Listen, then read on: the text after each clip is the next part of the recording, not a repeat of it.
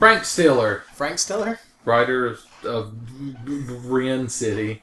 of Bad Deed City. Oh, God. Jeff, you ever starred in Sin City? Because I'm pretty sure you were in Sin City. Weren't you the creepy guy with the glasses that ate women's hands? I'm Elijah Wood? You son of a bitch. Let's see you jump around now, you little son of a bitch. TENFENITY! Let's do it.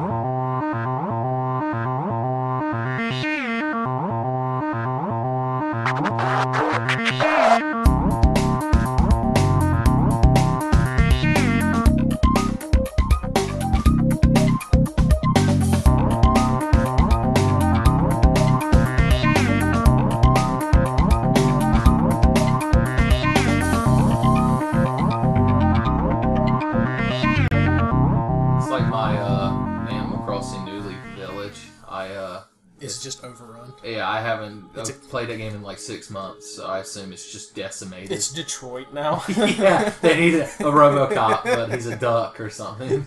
Robo-Duck. Oh god, there's a Cookie Clicker app? Yes. Oh, you fucking cocksucker.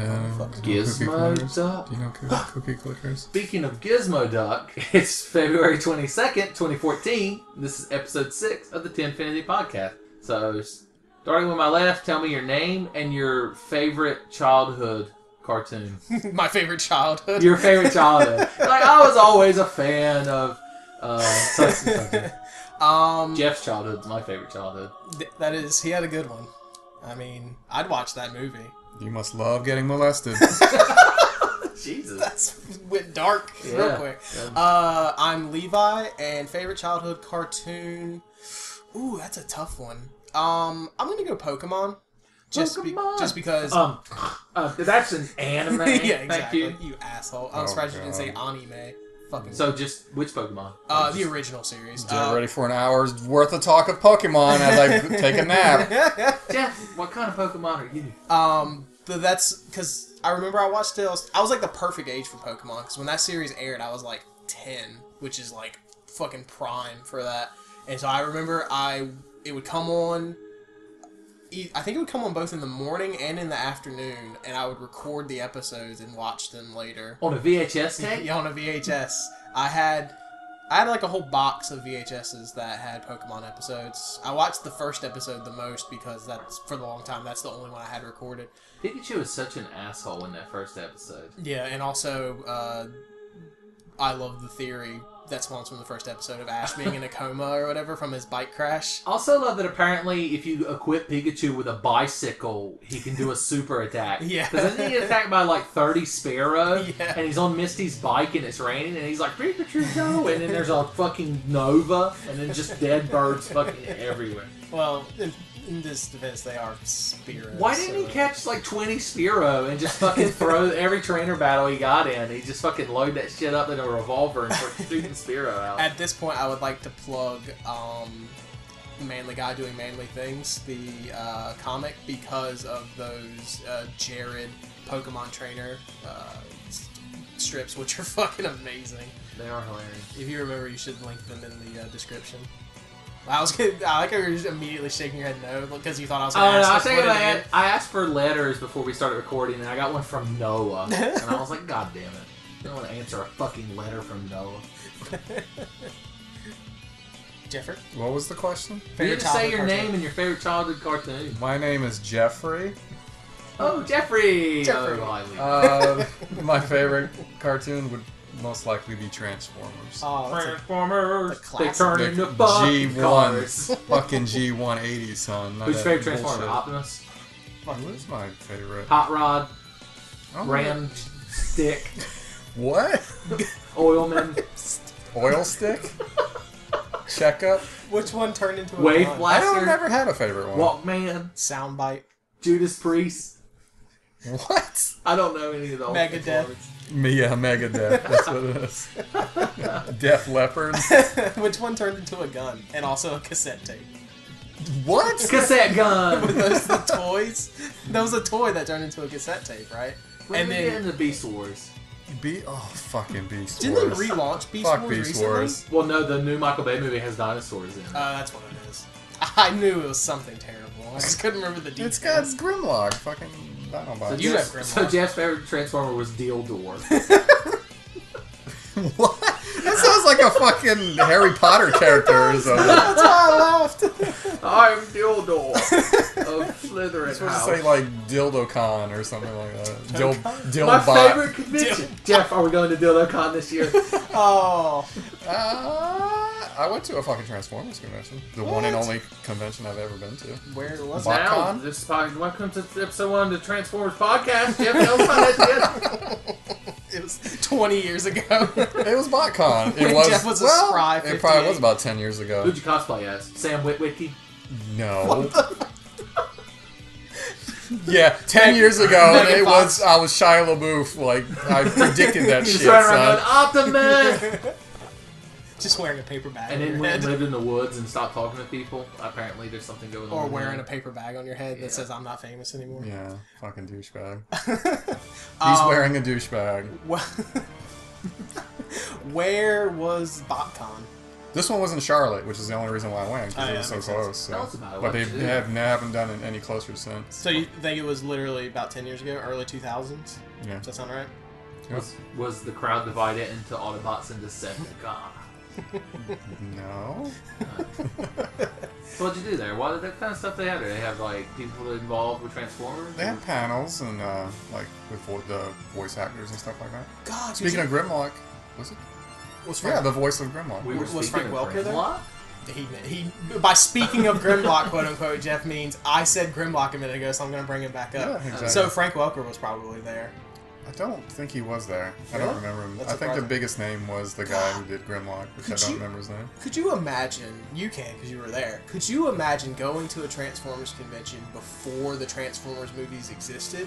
It would be such a pure cartoon and toy wonderland because, like, it wouldn't just be Megan Fox's ass plastered over every wall. Actually, like, yeah, it was called BotCon, and then I think it was a few years after that, it was an unofficial Transformers convention. Oh, really? Yeah, and then a few years after that, it actually became the official, like, sponsored by Hasbro and everything, became the official Transformers. You convention. saying that brings up something to me. Has there ever been an official convention? Like, I feel like conventions just start and then they eventually become, like, legitimate because of just popularity. I feel like the only, like, official conventions are, like, PAX, just because that is Penny Arcade.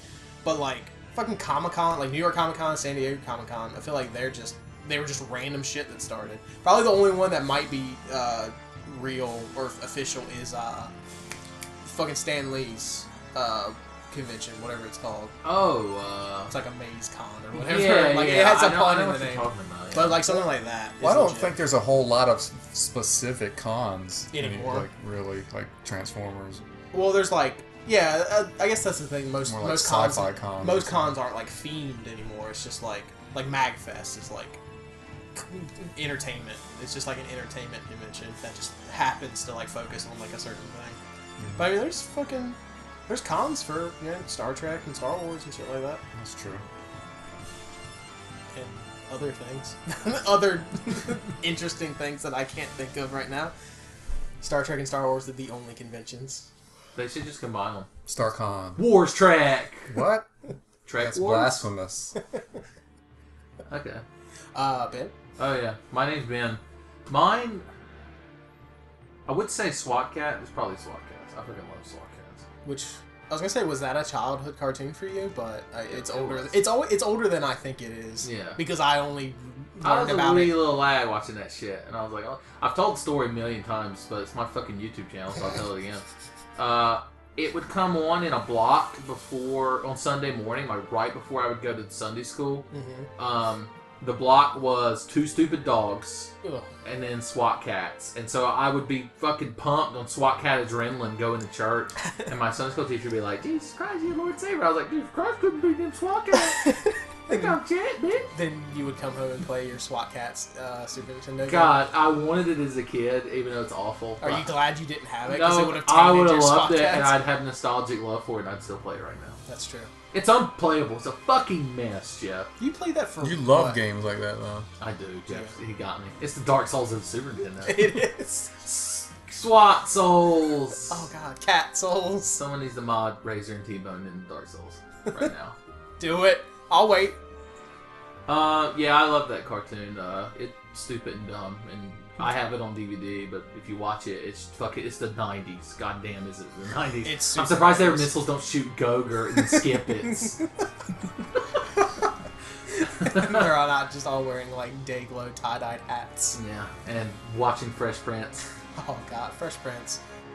We want to talk about just childhood shows. I love Fresh Prince. Unabashedly, I love Fresh Prince. It's great. One of my favorite jokes from a JonTron is when he plays Space Ace. He's making fun of the fact that the story that plays during the splash screen of the Super Nintendo game Space Ace is in mode 7 and it zooms into it and it twists and you can't really read it. And he's like, did this game come packaged with a Fresh Prince of Bel-Air throne? Because I can't read this shit. Does Fresh Prince does the whole series hold up? Is that a show you can watch from episode 1? Absolutely. Even with the other Vivian? Yeah, first season's a little rough because it is not. I mean, it has the problem of it's the first season of a show, so any show the first season's usually rougher, but that's not as 90s because it's from 1990, and so the 90s didn't really start until like 93. So the first season's still really good, and then as the show progresses, the show gets better, but it becomes more 90s, so it kind of like reaches an equilibrium where it's very 90s, but the show's really good, so it balances out.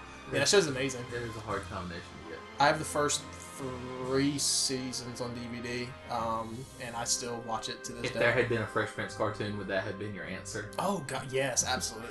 God, imagine all the crazy antics they could get to, like Will Smith in space. He's caught in Middle Earth. What? Uncle Phil just throws Jazz out the fucking airlock and he just dies. Jazz is a Cylon and Uncle Phil just throws out the airlock. Which now that I think about it, I watched Fresh Prince a lot when I was younger, but that show premiered when I was 1. So that means I watched it in syndication, probably on like UPN or something. Thanks for making me feel I old. remember as a kid, like one day of the week was the day Fresh Prince came on new, and one day of the week was the day The Simpsons came on. Oh god. And I watched both. I remember one day of the week was America's Funniest Home Videos Day, and then there was Rescue 911. Oh yeah. And then there was Unsolved Mysteries. God. That shit'll chill your bones. That creepy ass music. It plays that creepy music, and then that guy walks out and is like, "This woman fucking tripped and fell behind the couch and didn't find her for 3 days." And I'm like, "What is this creepy fucking music? Some dumb bitch, fucking infomercial bitch rolling behind the couch." Unsolved Mysteries reminds me of the show that the guy from Next Generation hosted, the Fact or Fiction show. Do you remember that? I enjoyed that show quite a bit. That was like late 90s, early 2000s. Jonathan Frakes? Yeah, there you go. To make you feel old, he mentioned The Simpsons. The Simpsons premiered the year I was born. My God. And I watched that original airing, son. I went through the whole, counterfeit t-shirt era and everything. The blue shirt at Bart? When they became so popular and, just flea malls had all those, terribly drawn, fake-ass Bart Simpson t-shirts. I always remember as a kid, my brother it was like a Matchbox Hot Wheel-sized car. It was a box van from the nuclear power plant. It was yellow and had biohazard on it. And when you looked in the back of it, it had one of those things where it looked like, it was a tiny picture, but because you had it up to your eye, it looked huge. Like the little viewfinder thing. And it was like Homer driving the van and just all this shit going wrong. And of course that glowing rod that's in the opening was in it. I just always remember that. I had, for the longest time when I was younger, it was probably a foot tall, plastic Bart doll or whatever, and it was a blue shirted Bart. Have there ever been Simpsons, fast food toys? Sure, there has to be. Yeah, I can't think of any offhand, but there have to be. I always remember the year I have one and just don't remember it. I always remember the year I got Bart's Nightmare on the Super Nintendo for Christmas. It became Ben's Nightmare. Because it was a game I got for Christmas, I played it so much, and it's just a goddamn mess. I played that for one EM game as well. Yeah, it's awful. I mean, it looks cool. It at least doesn't look boring. It has cool ideas because you're in Bart's dream. It has all these different mini games, but it's just fucking unplayable. Well, that's the thing. It's not badly made or anything. It's just they ran out of time and money, and they're just let's. I don't think just I ever got beyond a D. Oh, They yeah. still get mad at you if you get it, because you get game over, it shows your score as your grade, and usually it's an F. But if you get like 1 or 2 pages of your homework, you get like a D, and your family still scowls at you. I'm like, Bitch. D, it's fucking passing grade. It's Bart Simpson. Do you What know the who fuck I you am? I remember playing the crap out of the arcade game, though. I was gonna ask Like, if either when of the you 4-stick played it. arcade games were so popular. Where did you play that? Like, you don't have to say the city or whatever. Oh, like, I can't a remember. location. I remember the old Walmart had it in its vestibule. It did, didn't it? Oh, and I played it once, but I was so mad because there was a guy already playing it, and he was on Homer, and he had his like kid, like very very young, setting on the side, and it was setting on the Bart and Lisa controls. So I wanted to play, and Marge was the only available character because of that. And I remember my mom watching, and she was like, "Is she beating people with a vacuum cleaner?" I've said this for years now to myself, so now I'm gonna say it to other people. If I ever like win the lottery, I'm going to build like a $1.50 movie theater with a big ass arcade in it because we need one. It just as an excuse to have the arcade. Yeah, exactly. The Tax theater, write-off. the theater is just let's play footage of you playing the arcade games. But like we don't have shit like that around here. If we had an arcade, I would say all of us would go there, and I'd get somebody to film us playing arcade games, Absolutely. and it would be OMG Arcade. God, I wish we had an arcade. Like, or anything that resembled an arcade. Like, I can't even think of where there is an arcade cabinet Does in our the county. theater, the one we frequent, have? It used to have like a police trainer shooter. Oh yeah, I don't think it has Doesn't have anything. any games The in one it. that used to be where the Dollar General is now. They had I a remember Galaga. it had like a Galaga machine in it. I think it actually had the old Ninja Turtles game in it at one point. I think it did. It had the Galaga Miss Pac-Man combo machine. I think the one at the beach. I don't think it has anything anymore because I think they remodeled in there. And it used to have the Aerosmith shooter game, the beach one. Revolution X. Yeah, where you shoot the CDs. It had that for the longest time, but I think they remodeled. I don't think it has anything anymore, which is very I sad. remember Revolution X was in the Newburgh Mall arcade, Aladdin's Castle. I remember. Oh Aladdin's Castle. yeah, I remember that too. I remember the first time I was actually at that mall and walked to the end of it, and Aladdin's Castle was gone. Oh. Did you ever go to that mall when it became Silent Hill? Yeah, we went in there. Yeah, a few times, we went in there, and there was like a GameStop and Big Apple Pizza, That was it. and then like either direction you walked in, it was just empty storefronts, like it like no lighting. Well, not Yeah. even like for rent empty storefronts. It was like abandoned storefronts. It was Detroit. Yeah, it was like in its interim period when it was remodeled. Now it's like nice and I supposedly expected to populated. see guys in jackets and stuff like tagging stuff Yeah. and newspapers blowing by. I expected it to just look like the Dead Rising mall, but without the I zombies. expected to get accosted by street vandals. That's something that happens, right? It's absolutely something that happens. So we had the best old time back in my day discussion. And that's I think I'm old now too, I guess, but like I feel like I'm always justified in saying things like that because I'm not that old, but now I am. So I just remember that there's Mac Daddy's has like 2 arcade games in it because me and Oh, Levi yeah. played one of the Time Crisis games in it. Time Yeah. Crisis 38 or Yeah. whatever. Yeah, there's a decent amount of machines in there, but just none of them are interesting. Yeah, they're either racing games or like a win ticket thing. Yeah, there's not very many like traditional stand-up cabinet ones. It's all Either like you ever shooters. got anything good with tickets, with arcade tickets? Absolutely not. Oh, Dairy Queen has Yeah, things they used to have House of the Dead in there. yeah, because I've taken my wife's brother who's 10. I've taken him there quite a few times, and he plays like air hockey and shit. I remember one time I went in there with Matthew and we tried to play the House of the Dead thing, but the chains holding the guns were too short. I guess they were for kids. Yeah. I felt like what Cody would feel like if he shot guns. It was just handcuffed. I'm trying to remember the last thing I played in there.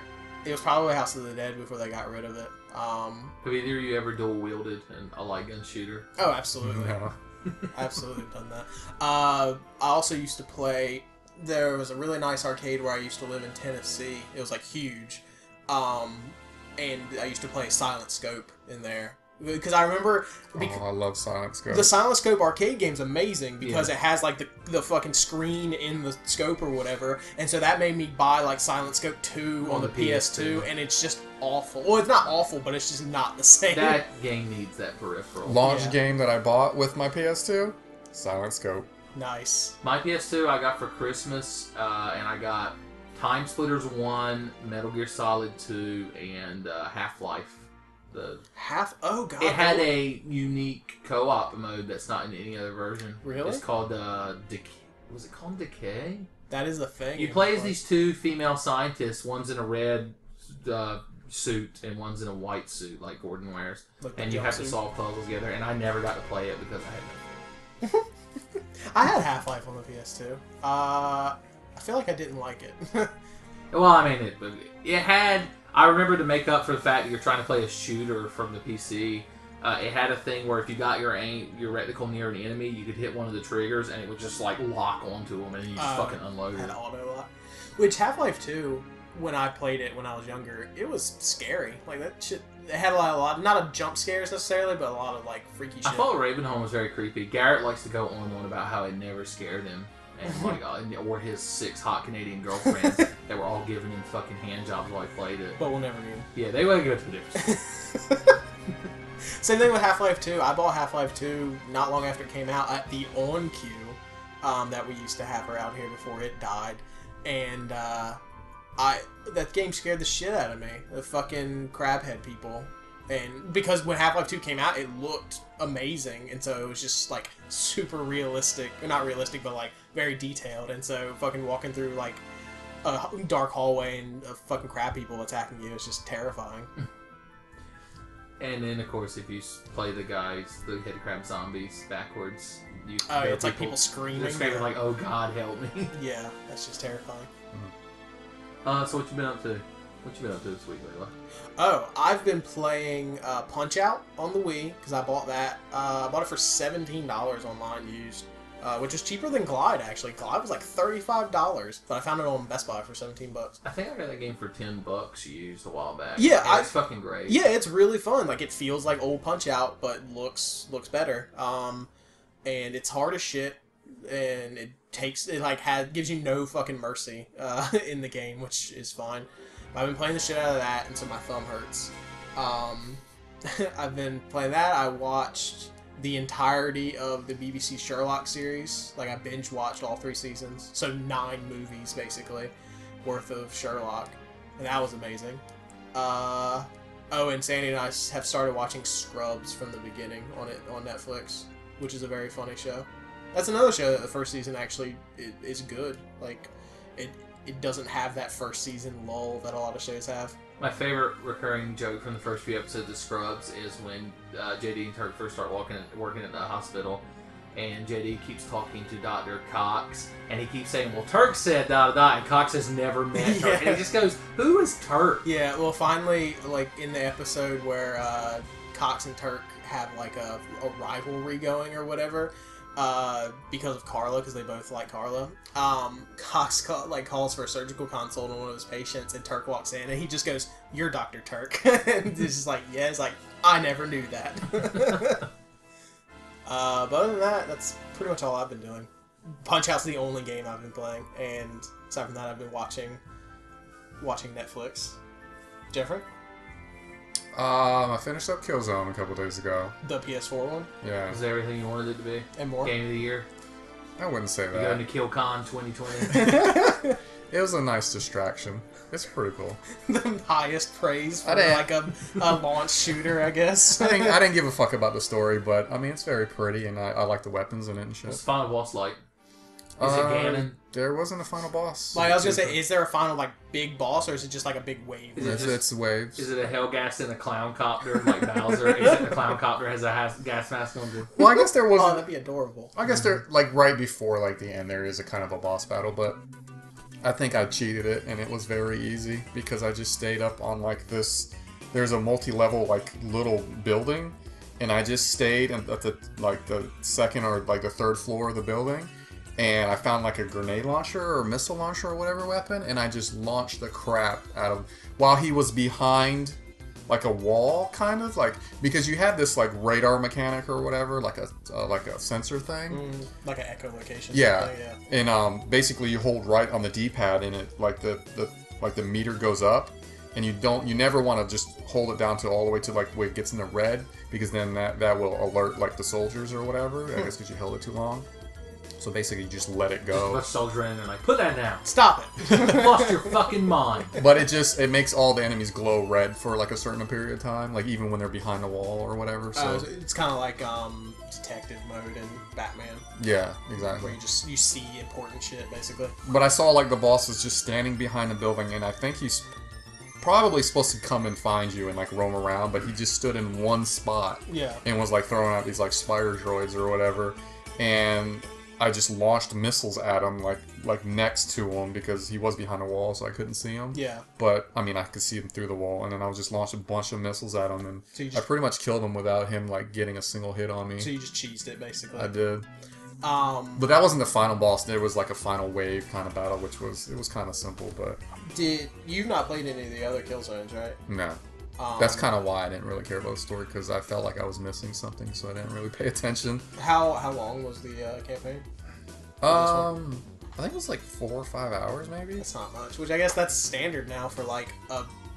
Because there's multiplayer in Killzone, right? Yeah, So I mean, I tried it once. Seems but I like couldn't get 6 into to it. 8 hours is like the standard like FPS campaign that it focuses on multiplayer. Because that's how Call of Duty was. Yeah. If you beat it on like normal difficulty, it's like 5-6 hours. Why didn't you stream any, Jeff? With the PS4. Oh yeah, I feel like such a goob if I do, like, 'cause I don't want people to see how terrible I You're am like, at a what game. kind of fucking idiot plays a video game and talks to people that watch him play it? Puts it on That's the so internet. fucking stupid. If it was a game I was It's the decent at, I would gayest play shit it. on earth. Maybe I'll do it on Call of Duty. Or Jeff, somehow Jeff has never known that I record us Yeah. whenever he happens to be here. I record us playing games. He doesn't even know he's on a podcast right now. I don't. What the fuck is this giant He's like, orb? what's this sitting around? robot dick doing? Here? But yeah, I played that, and I bought the Assassin's Creed DLC, Freedom Cry. Oh yeah, I was gonna ask you about that. What is that? That's just DLC. It's not like a separate game. It's a single player DLC, For but 4? Does it attach to 4? yes, for 4. Okay. Yeah, it's a character that's in 4. So his it's not own like story. a standalone thing that you can download. On PlayStation systems only. They made it as a standalone, so I was like, hell yeah, I'll just buy a $15 Assassin's Creed game. So Okay, yeah. yeah, so I thought that was cool. Yeah. But I've played it only a few hours, but it's okay. Because at first I wasn't sure. I thought that was the PS Vita one or whatever. But that's like Liberation, That's or something. Liberation, Yeah, Liberation HD, which is cool that they like HDified that and put it out on the systems. But I feel very cool, like freeing slaves and stuff. Is that what it is? well, there's like the little side things where, like, you know, you free a certain amount of slaves and it helps When you he gave me the level vague up and stuff like that. description of what the DLC was, I said it was just Django. It's Assassin's Creed Amistad. Would you play an Assassin's Creed? Would you play as Django? Absolutely. I love Django. Django's a great movie. I mean, you play a former slave turned pirate turned assassin. So. Oh, so you're not like a bloodline character of No. what's his face of fucking Nolan North. Yeah, Nolan North. But yeah, and I've played a little bit of BioShock Infinite. Now that I've accidentally got PS Plus. Accidentally? Yeah. Did you forget to take your card off or whatever? Yes, because That's I literally did not realize that because there was a 7-day free trial in Killzone that came with Killzone. So I was card like, or cool, whatever. I'll play a little bit of the online Killzone and see what it's like. And I guess it auto renewed after the 7-day, and I didn't realize it. And then so I got 3 months. Oh, but it already had your credit card information? Yeah, I guess- Just take it out of your wallet? I guess my PSN has my credit card information already because in it's it. your same PSN. Yeah. I got a. You remember like a year ago, Levi, Jeff, and Noah all for my birthday gave me a year of Xbox Live Gold. That and Blood enough points Dragon. for Blood Dragon, yeah. That's going to run out next month. Yeah. Or no, in 2 months. It runs out in April. Oh, yeah, because it was through Yeah. March, yeah. I got the message I got on my Xbox Live said it didn't just say your time's going to run out. It said in a month's time your account will switch to monetization. And the way they phrased it, I was like, what? I was like, I don't think it has my card information, or it might have an old one that doesn't work anymore. Yeah. But I was like, I just don't like the way they phrased that. That's I the don't only... remember that because mine ran out last month, and I don't remember it saying that on mine. Well, they're cooler with you. Well, like, I keep my gold active, but I do it with cards just because I don't like my fucking credit card being... Yeah, there. I removed a credit card from that once, and it was a task. I had to call and talk to some guy, And he was like, "Oh, I don't think it was that hard. I don't think it's that hard now. It was Sylvester Stallone apparently. He's like, "Hey, what are you doing? I'm like, "I don't want to." He's like, "Oh, Adrian, get the guy." The first time I detached my card from the account, it was I lucked out because my card had just expired and the card was attached to a bank account that didn't exist anymore. And then when I finally had to add a card in it to get something, when I wanted to get rid of that card, even the card was still active, I just went in and changed all of the card information. Like I just put in a random number and like a fake address and some like poor everything. guy. Paranoid? Yeah. Some random guy is like, "I'm paying for the most Xbox Live." You could turn that shit off though. I'm pretty sure. I think that's what I did in mine. You could turn it off to not auto renew. Yeah, you can, but it just never fucking worked. Like I did that Really? shit. I did that shit like 3 times and it still renewed it. Yeah. My roommate actually did something I didn't think could be done. It's probably because he spent his whole life mastering throwing what he calls the hell spell. He, back when Black Ops 1 was out, he was playing a lot, so he got Xbox Live Gold. Well, when he stopped playing altogether, I guess he forgot about it, and he had it set up for like 3-month recurring payments. Yeah. And so that thing came up, and he didn't think it was going to go out, and of course he was not planning on it in his finances, and so all of a sudden that came out, and like a bunch of his bills are going to be past due and shit. And so he immediately called Microsoft and like just fucking screamed at them for I don't know how long, and they reversed the charges and like canceled it. I didn't think you could ever get them to do that. No, I guess if you lose your shit enough. Yeah. I mean, that's how it works in this society. Like you call and lose. If you call someone and you're calm, then he's a good consumer, because whenever we're out and about and the slightest thing happens, he's like, "I'm about to go in there and throw a hell spell." And I'm like, "Oh Jesus! I better get my fucking magic defense up."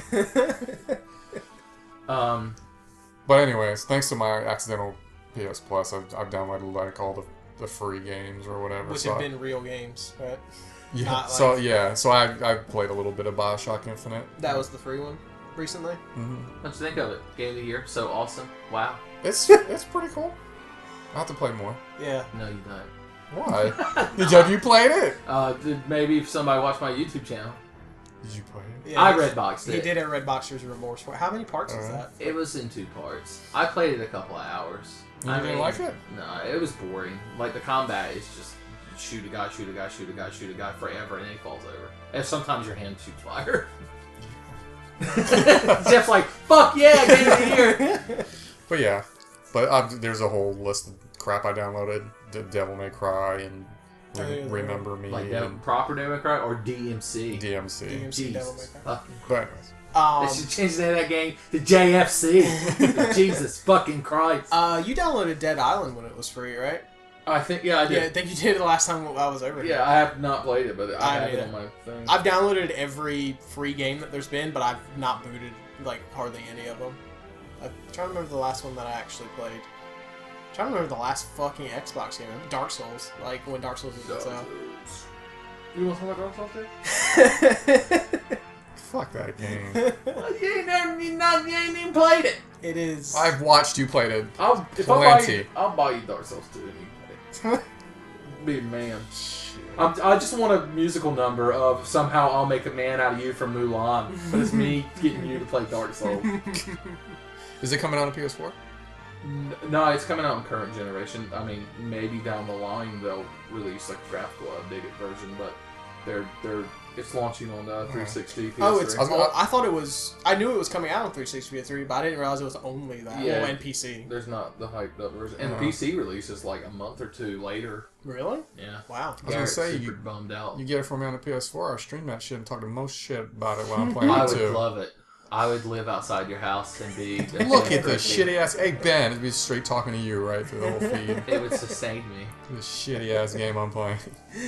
But you're still actually playing it. You're not just standing. Like I imagine your character's just standing there, not doing anything. Yeah, it's just me, just screaming at the TV out. Look at this game. Just. You'd be half of YouTube. That's true. You'd be Dark Side Have Phil. you seen this? Have you heard about I don't know why he's Jay Leno now. Like, have you seen this? This Dark Souls? You heard about this? It's been all over this. I've never actually watched Jay Leno. That's just my Jay Leno voice. I don't know how accurate Everybody It's pretty close. knows Jay Leno. Yeah. Well, I know he can sell you Cool Ranch Doritos. Oh, he retired again. from Cool Yeah. Ranch Doritos. Yeah, let's see if fucking Jimmy Fallon gets kicked off the air in 8 months. Yeah. Like Jimmy Fallon? Let's see, Jimmy Fallon. Conan takes over. He takes it back by force.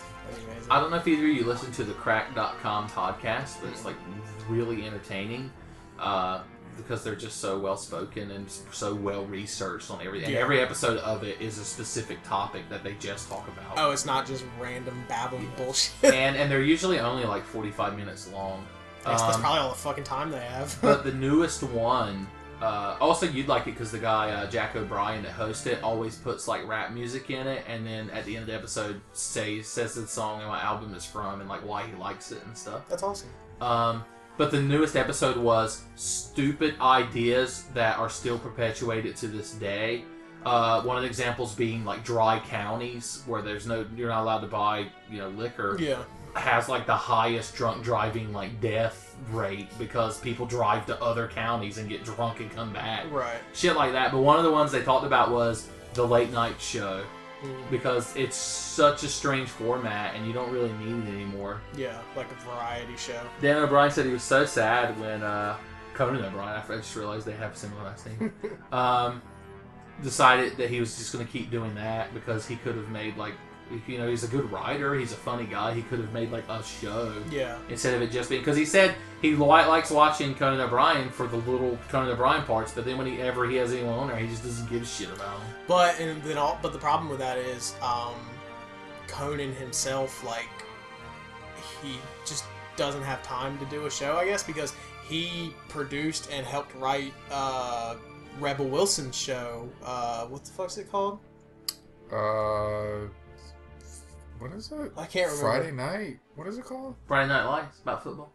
Party night. I honestly can't remember what it's called, but Rebel Wilson, the fat Australian chick, she's in like Pitch Perfect, and she's been in quite a few movies lately, Bridesmaids.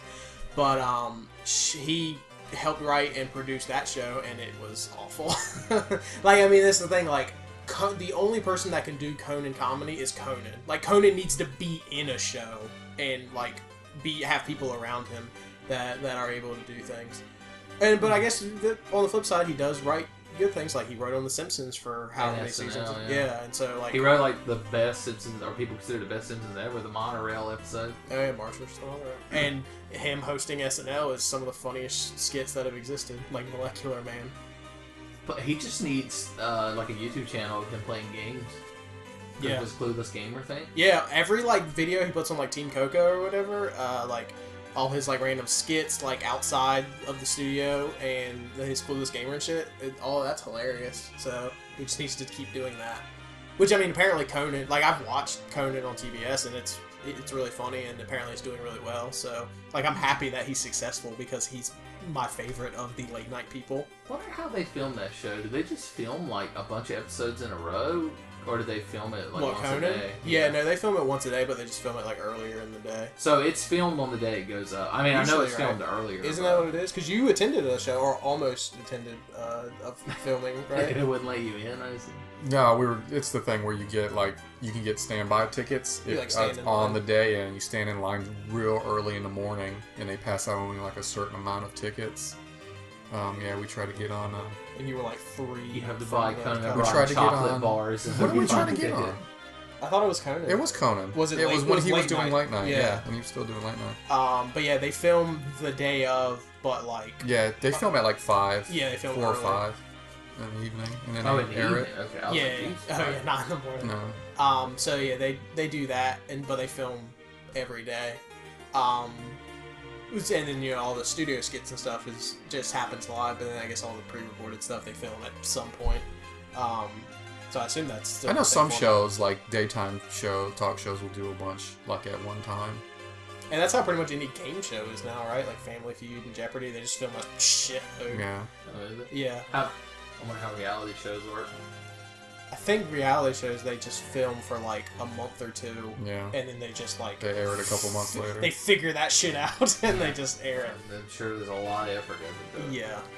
There's probably a lot of editing involved though, just to try to get the most interesting things edited Yeah. together. God, like, as much as I dislike reality TV, the fucking, like, production crew of a reality show should win every award that exists for television, because like the fact that they can make a show that's popular and quote unquote interesting out of whatever shit they're actually filming is like strange that they don't accidentally get involved with shit more often. Because I mean, every time you see, if you happen to be watching a reality show for whatever reason, aka your roommate likes reality TV shows.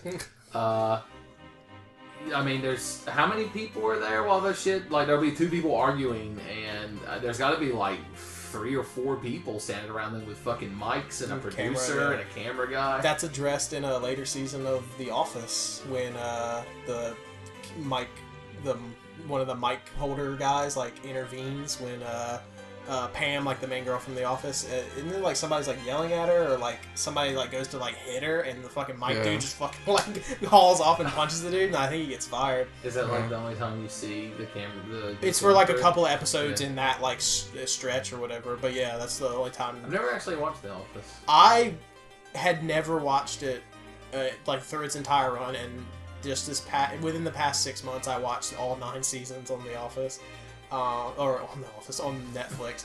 And, you were on the show, watching the show. And I mean, it's a great show, but I just completely missed. It was like, for me, it was like Lost. Like, it was several seasons in by the time I'm like, oh, this looks interesting, so I'm just like, I'm not gonna bother trying to like get into it now. It's like how it was with like 24. Yeah. Like, all I those never shows. watched any of that because it was like too late. Yeah. And this was like before Netflix, so. Yeah. Which that is 24 even on it? Yeah, it is. How many seasons of 24 are there? 5, I think. I like to imagine it's just a work week for Jack Bauer. He's just coming back. Out. Oh, yeah? They're relaunching it. It's the weekend. It's called like... It's like... Except... I was going to say it's filmed just like 24, but it's just him doing shit on the weekend. Like the first 5 episodes are just him sleeping till 11. But it's only 12 episodes. Oh God. Only 2 hours each? Or does time move twice as fast? Because he gets to find a time wizard. Well, it is in London, so maybe it's by like some sort of Greenwich That Mean means Time. it's the 24 Doctor Who crossover.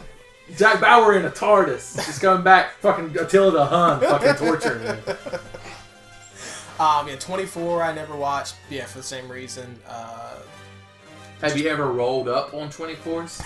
I mean, I'm not going to discuss my personal life on the podcast, but yeah, those just all kinds of shows like that. The Office, I guess, now that I've actually watched it, it doesn't really matter. Like, if you happen to catch it like mid-season or whatever, like there's a story to it, and just the only story is like the relationship between the characters. Like aside from that, there's not really much of like an overarching story, so you can watch random episodes and still get entertainment value out of it. Don't they like work at a muffler company or something? They work at a paper company. It's called Dunder Mifflin. Oh, okay. So you're not completely Dunder stupid. Muffler. I was like, I'm gonna watch that show and be like, hey, you told Mary bit about muffler. I've also watched the original British Office. I tried watching it The on Office with an Netflix. extra E on I the end. can't. With an accent. The accents is too hard. I can't take it. I gotta watch it with the subtitles on. Is that one guy? It's not like the show itself. It's the accents. yeah. Are It's they just constantly hard going to up them understand. apples and socking people right in the gobs, they swearing on their mum? So I actually can deal with the accents because I watch quite a few BBC I'm not an shows. Anglophile. You son of a bitch. I don't like Yeah, British things. watch your fucking Japanese shit. I'm not even that. I don't even like anime. You're like, oh, British accent too hard to understand. Yeah, I like BBC or like British shows. I've watched quite a few on Netflix. The It Crowd is really good. Spaced?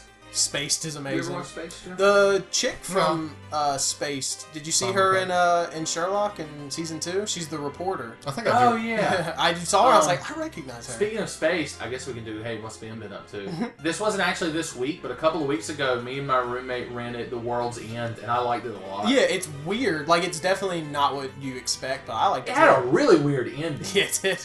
I Like, still gotta watch it. Fucking Bill Nighy was the voice of the machine at the end. my favorite quote from my roommate while watching it, because, I mean, I got him to watch Shaun of the Dead and Hot Fuzz, but he wasn't that into them. He's only watched them both once, like years he's ago. aware of them. That's about it. So he wasn't as into like the whole Nick Frost, Simon Pegg like dynamic or whatever. Right. But at the end, spoilers. Yeah, cover your ears. No, I'm not going to actually talk about the ending. But there's a scene The plot of the movie is they go back to their hometown they grew up in to do the legendary 12 pub crawl that they never finished when they were teens. Yeah. And so they're at the World's End, the last pub, and there's shit going down. And Simon Pegg is just trying so hard to drink that last pint so he could finish it. And Nick Frost is trying to get him to fucking snap to reality and just keeps knocking whole glasses of beer out of his hand. And my roommate just goes, "Why won't he let him drink a fucking beer?" Yeah, it was definitely really weird, that movie, but I greatly enjoyed it. There was one moment that made my roommate fucking die, and I was so sad because the first time it played happened to be when I got up to pee. I got up to pee, and I was standing in the bathroom peeing, and I just hear him dying, and he pauses the movie. And it's a scene where Simon Pegg and the woman, whoever the one in the movie is, are on the roof of a building, and they're trying to escape, and her car is at the bottom of the building. They're it's like a one-story building. And he's like, "We gotta get out of here," and he's trying to be a cool action guy, so he just steps off the roof to fall into the car, and you just hear a loud noise, and she looks over to the side, and he's just laying on her car, and in this really raspy, exasperated voice, he just goes, "Climb down the drain pipe." Oh, goddamn. Yeah, that shit was hilarious. The movie's really good. It's not funny, I'd say. It has humor to it, but I just think it's just entertaining. Also, these robots are terrible at fist fighting. Yeah, they are. You can just punch them when their heads collapse. Yeah, and it doesn't matter, apparently. Yeah. I remember I was disappointed by Hot Fuzz. I love Shaun of the Dead. That was clever I love shit. both those movies. Well, because Hot Fuzz, you can't go into Hot Fuzz thinking it's like Shaun of the Dead. They've said in interviews that Hot Fuzz is Shaun of the Dead is a parody, and Hot Fuzz is an homage to buddy cop movies. But see, that's what yeah. fancy word do they use for that? I don't know. I got Yeah. I got that, but that was it's kind of an homage to action films and stuff like that. But it just seemed weird how all of a sudden it turned into a horror film, because the killer was a screen killer. Yeah, or whatever. that I didn't was like weird, that. yeah. I liked it if it was some drug dealer, a cliched action movie thing. They thought the plot was when he thought the killer was that guy that ran the grocery store with a real estate scam. James Bond. Yeah, before he found out that it was a crazy fucking neighborhood. Oh yeah. Yeah, it turned really weird at the end, so I got a little. Yeah, it definitely had a weird. I enjoyed it. Yeah, I enjoyed it too, but I just it was super violent compared to the other movies. When the guy gets the church steeple imitation church he's steeple not through his dead. jaw. He just keeps talking. Yeah. Gavin Free. This really hurts. He shot that scene because it's in slow motion. But yeah, I didn't like Hot Fuzz really the first time I saw it. But I've gone back and watched it since. Simon Pegg is different than he's in any other role he's ever been in that movie because he's not the goofball. Yeah, no, he's very super stern. serious. So serious and I liked him competent. that. I love the scene in the beginning he's where good at it. The police are transferred into Gloucestershire. Yeah. And every time he asks for a supervisor, the guy is just right there to step in. Didn't he get bit by a hobo Santa Claus in the opening montage? I think so, yeah. Yeah, I really enjoyed it, but it's definitely very different from Shaun of the Dead. I do love the montage of him arresting everyone in the pub.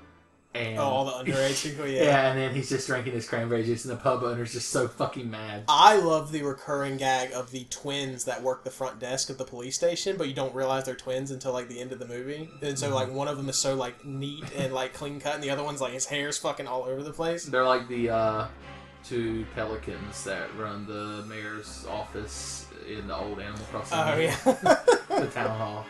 Have you ever screamed whilst shooting your gun? I need to. What else was good? Talking about Simon Pegg. Oh, have either of you seen? You've both seen Star Trek, right? I haven't seen Into Darkness, but the reboot. I thought he was really good in that too. I loved him as Scotty. I've seen that movie once. I still don't quite understand how he becomes a crew member on the Enterprise. Because Kirk gets sent to Ice World because Spock is mad at him. Yep. And he meets Old Man Spock, and Old Man Spock's like, "Oh, goddamn, fucking blew up planet of Vulcan." And then he just finds Simon Pegg in an ice cave, and then all of a sudden they're on the Enterprise, and they're in the tubes or something. I really don't... Stuff in that movie happens really fast at some He gets point. transported. Well, it's... He tells him...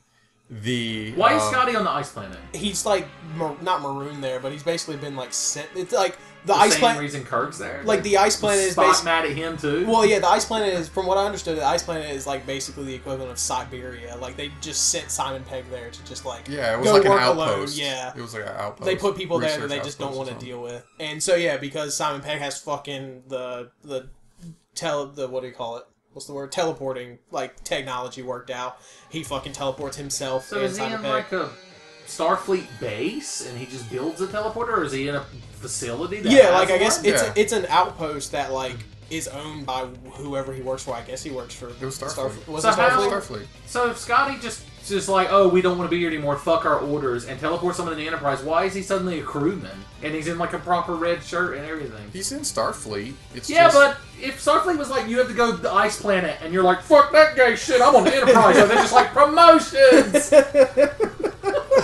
Like, is that how Starfleet works? Sure. Well, that's how Kirk becomes captain, right? Yeah. He just Yeah. makes everyone mad. He's like, you mad, you salty, and punch, or gets Spock to punch him in the face, and they're like, you captain that. And that's Yeah. probably what, in turn, he's like, Scotty's my man, so he's gonna, keep him on the ship. Oh, Yeah. is that how it works? Yeah, I Probably. thought I assume. That makes more sense. I thought Scotty didn't become an actual crew member. He was on the ship or whatever Yeah. because he got there with Kirk, but I thought he didn't actually become a crew member until Kirk became Did captain. they take old man Spock with him? Because he talks to young Spock at the end of the movie. And he's like, you need to fucking you take him get with more him? calcium. No, he stayed on the The ice planet. Appreciate your dick while it still works. on Hoth. Yeah. On Hoth. Yeah. I love that first movie though. Yeah, it's really good. I've Second not one seen. was I good. own Into Darkness, but I've not watched it. It's not. It's decent. It's not as good as the first one. Yeah, the first one's really Third enjoyable. one gonna be. What's left for them to 8 generations? God, it just better be in a completely original You think story. they're gonna reboot TNG after this? That shit is old at this point. So I mean, they definitely could. They are doing those like graphical redos of TNG. and That look special really effects. good. on Blu-ray? Yeah. I would love all of TNG on Blu-ray because I fucking love that show. It's so easy to just sit and watch a bunch of episodes of TNG because it's like so slow paced. Well, that's one of those shows that I've seen episodes, like I've absorbed it through pop culture osmosis over the years, but I've never sat down and watched it like from beginning to It's end. just so relaxing. That's how I got into Star Trek. Was starting with TNG is like the only Star Trek I like. It's the only one I care about. I don't care about any of them. Yeah, I haven't. I've Well, only yeah. seen a few of the original. The series, original I don't But care I mean, about. I've seen all the other ones. I've seen Deep Deep Space Space Nine Nine and Voyager. So what? This time, welcome to And the Enterprise, Star Trek podcast, unfortunately. episode 1. So Jeff, what? So Deep Space Nine is they're on they're on space station. Yeah, So they're not traveling they're around. on Deep Space Nine. Okay. It's Mystery Science Theater. It's the That's name of the space station. Huh? It's DS. So what's like the conflict and stuff of Deep Space just Nine? maintenance. Well, the station is outside. It's outside. It's of outside. Yeah, it's- I know it's in space. Well, it's right. It's like we right. built a giant space house. Put this in. It's near. I think. My are space they light bill be protecting- sky high. God, it's been so long. I think they're Look shut that front door. I ain't paying to cool all the space. They're protecting a wormhole. You racing a space barn? They're protecting a wormhole. Protecting a wormhole from Yeah, what? there's a wormhole. From worms? Is there just a crazy guy who wants to throw shit at the No, wormhole? like if the people Like, want to boy, go. that fucking wormhole, I'm gonna be throwing this dinner dog at it. And they're He like, no, wants you to. ain't. He wants to poke the wormhole with a stick. If people want to go into a wormhole, they got to pay the toll. Is it John Crichton from Farscape? Oh, Farscape. I've never seen Farscape. Fuck that show. That's a show. Farscape is impossible to watch because even if you want to watch it, the title theme song is so annoying. Yeah. Have you ever tried to watch it? Here's the Farscape thing. Here's how Farscape starts. My name's John Crichton. I was in NASA, and in an experiment, I went through a wormhole and found a living spaceship, and now I'm being chased by these people. And then a woman goes, oh, for 30 seconds, and by the point of that, you're just throwing your remote at the TV. Is that the Jim Henson show? Yeah. Oh Okay. God, it is. That yeah, I forgot about that. That show has the dramatic like reading or whatever. I don't like shows that do that. That do the dramatic like overview of like here's the plot of the show.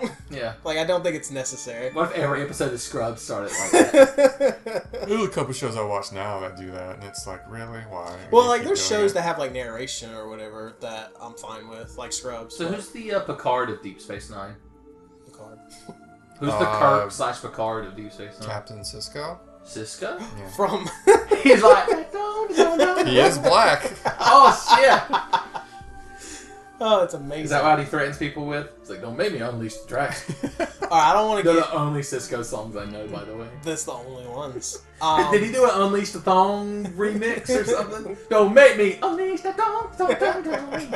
I don't know I have to do, because I watched that music video 500 times back when it was popular, and he just does that hand motion every time. We don't have to get into, like, serious specifics, but what kind of overlap was there with all of the newer Star Treks? Were they on, like, at the same time? Or did it, like... All I know is, from what I understand, Deep Space Nine and Voyager has characters from, like, Next Generation that appear in it. What about, like, time frame, like, when they aired? Did they air at the same time? There were multiple ones on air at the same time, right? Yeah. Not with TNG, maybe with the last couple of seasons of TNG. Like, TNG ran from, like, 88 to, like, the... I know when Enterprise ended, it was the first time there had not been a current running Star Trek going since Next Generation started. Okay, so if they didn't overlap, they at least were concurrent, like, they ran consecutively. Also, I've the only one I've ever watched, the last episode of Enterprise takes place during Next Generation.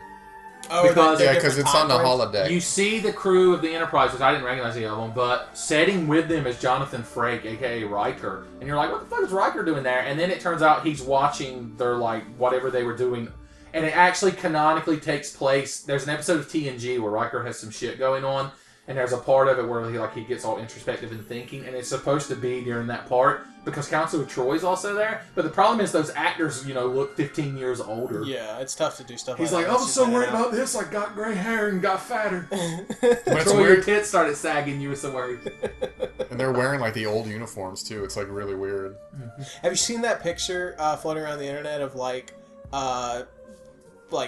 Patrick Stewart on Next Generation, and it's like Patrick Stewart aged 20 years on Next Generation, like what they did special effects makeup to make him look 20 years older, and now that it's 20 years later from that episode, what he looks like now. Does he look the same? He looks like, he's a handsome man. Like he looks like 5 years older maybe. But in the special effects, he's so like wrinkled and like disheveled. They're like, is he even going to be alive in 20 years? Yeah. I remember they did that with Michael J. Fox, because how he's future really? Marty in Back to the Future 2. Oh, God, They did like the comparison of... I like to think Patrick Stewart showed up for filming that episode of Next Generation, and they're like, okay, go ahead to makeup. We're going to get you your 20 years older makeup. And he walks in the makeup room, and it's just a casket in the climate. Like, old motherfucker. How old is Patrick Stewart? 60s, I'd say. Like, he's not that old. He's looked the same age for 30 years. Yeah, because he's been bald and gray haired for what he has forever. I love Patrick Stewart. Anything he's on that's not Next Generation is fucking ridiculous, and it's always great. He like says American Dad. He says the craziest shit on American Dad. God, like, why is Picard talking like this? Does Patrick Stewart ever appear on any of those other Star Treks? Like as a cameo? Because I know Worf is in Deep Space Nine. Yeah. And Q appears in both Deep Space Nine and Voyager. Yeah, he's been in all of them. What about Data? He's a robot. He can live forever. I want to say Data is in an episode of Voyager, maybe?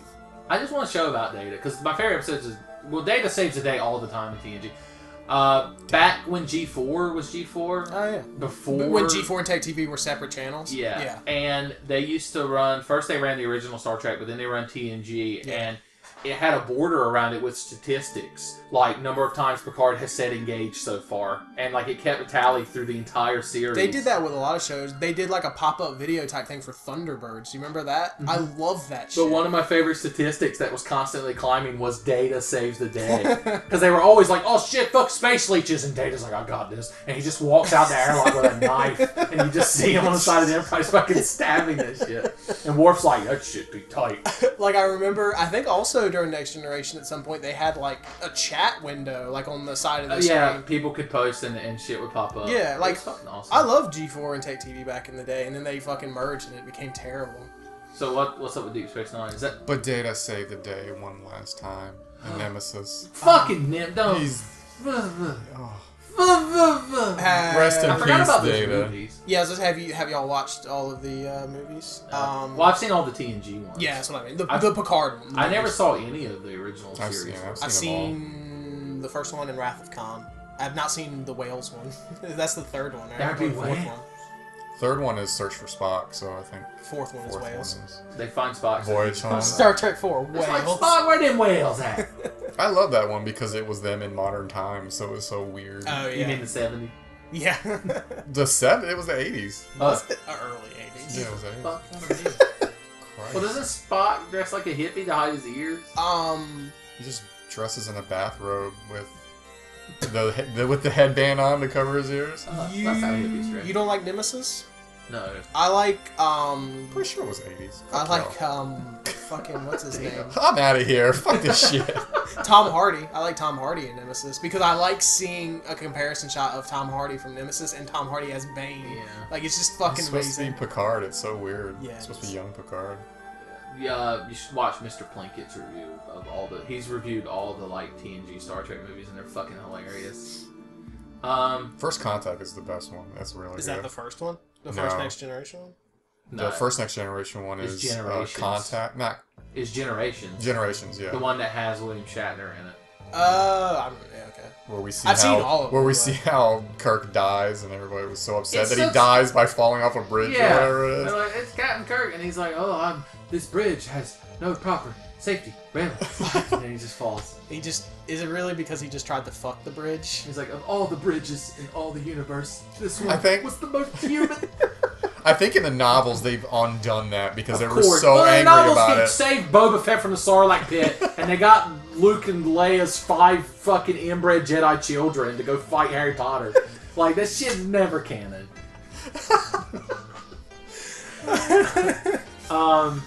So you might as well get it that way. Voyager. That's the one where the captain's a lady. Yes. A lady captain. It only took till the 2300s to get a lady captain. I liked Voyager. A Not a, lady lot of, space Or captain. 2400s. not a lot of people like Voyager, but I liked it. Because it brought it back to the old like TNG where they were just in a ship like fucking just I've watched 2 going forward episodes and of it exploring. because Q was in it.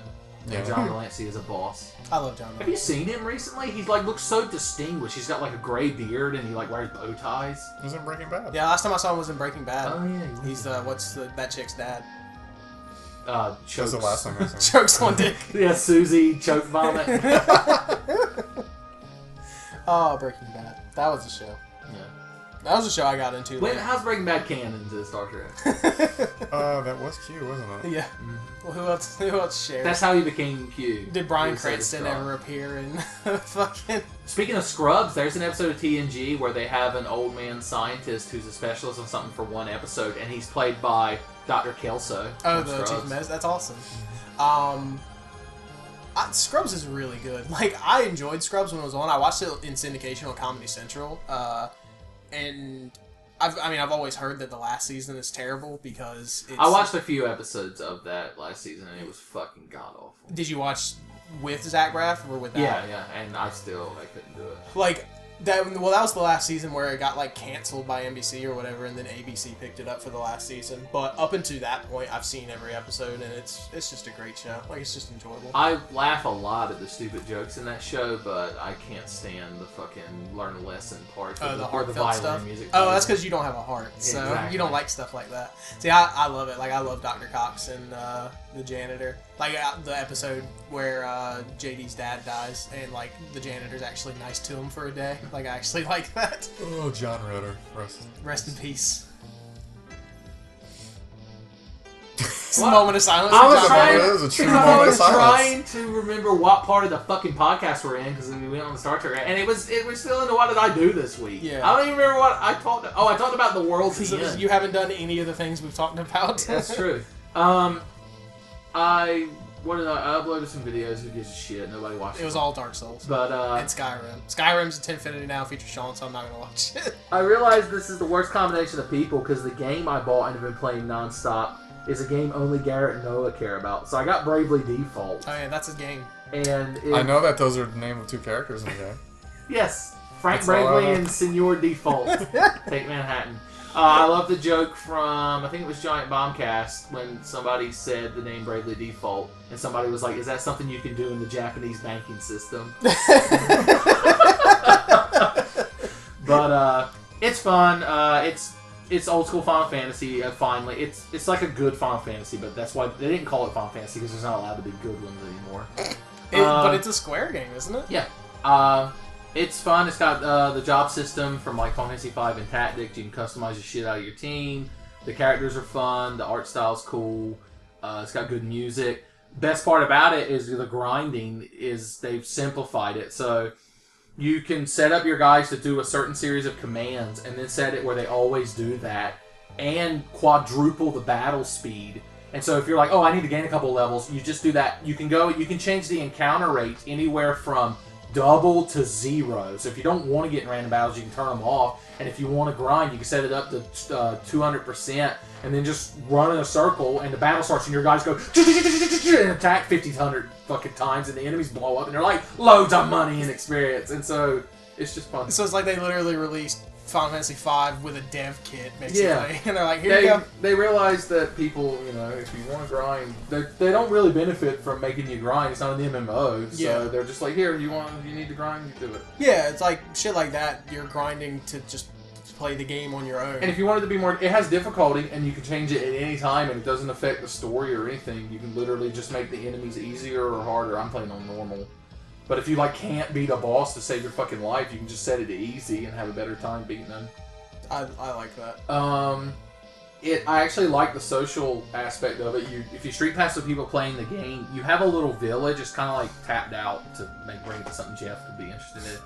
You're rebuilding this village, and it's full of all these shops and stuff that gives you better gear and stuff. But it takes real life hours, and you start with only one villager, and so a shop would take 2 hours to upgrade. Well, if you only have that one guy, you're gonna have to wait 2 hours. But you can street pass with and get up to 10 people total, and so the more you throw on something, the faster it develops. Do you say it for every person you have, it halves the time? It starts out doing that, but it's diminishing returns because you have to unlock other parts of the town, and there was one block that to unlock took 99 hours. If I put 2 guys on it, it took 50. If I put 3, it took 30. If I put 4, it took 25. So it's like a percentage per person or something. So it kind of stops you from just throwing all 10 of your guys, because luckily you can use the internet to get internet people in your village, so you don't have to just pass people. It maxes out at 10. But it stops you from just throwing all 10 guys on one project. You're like, put 5 here, 5 here. I guess because if it halved it every time, you could just throw 10 guys at everything and just be done with everything. So matter of fact, here, I'm going to check it and see how much it's doing. My God, there's an update. My parts shop upgraded. That means I'm not got my people on anything. This is so inefficient. Now you know what that feels welcome like. To the... That's exactly how... Oh boy! Welcome to the Jeff and Levi podcast, where talk amongst yourselves, I'm busy. Discuss things while Ben both uses his laptop and plays Bravely Default. So here, y'all watch this battle. I have it set up to automatically go. It's so pretty. Jesus Christ. And we won the battle. You win! Good job! I didn't touch the control. I didn't touch the DS, and we won a fight. I wish every fucking RPG had a setting like that. I wish Pokemon had this shit. Oh God! I wish there was a mode where you could run through the grass like the fucker from the last scene in Wanted, just screaming in slow mo, throwing Pokeballs, and leveling that shit up. And then Angelina Jolie fucks shit at the end of it. No, wait, she kills herself. Spoilers. Morgan Freeman fucks shit at the end of it. Wait, Angelina Jolie kills him. God damn it! Fucking Morgan. You Freeman. Fuck Angelina Jolie and Morgan Freeman's corpses at the end of it. On the loom of fate or whatever. God, Fire Red would be 3 parts if we could do that shit. Okay, speaking of Pokemon Red, now we can parlay into Ben Reed's Destructoid headlines and we talk about them. Do both of you know anything about Twitch Plays Pokemon? Yes. I've watched a little bit of it, but I'm aware of it and I know Do you know about this, Jeff? I'm aware of it. I don't know what it is. I've read the amazing. headlines. So a guy set up an emulator playing Pokemon Red, the original Game Boy game, and using a script program linked it to a Twitch stream chat where everyone in the stream chat can say one of the buttons on my Game Boy. So up, down, left, right, select, start, BA. And everyone's just typing like mad, and whenever it gets to a point where there could be an input, it takes whatever the newest thing was. And there's 90,000 people doing this.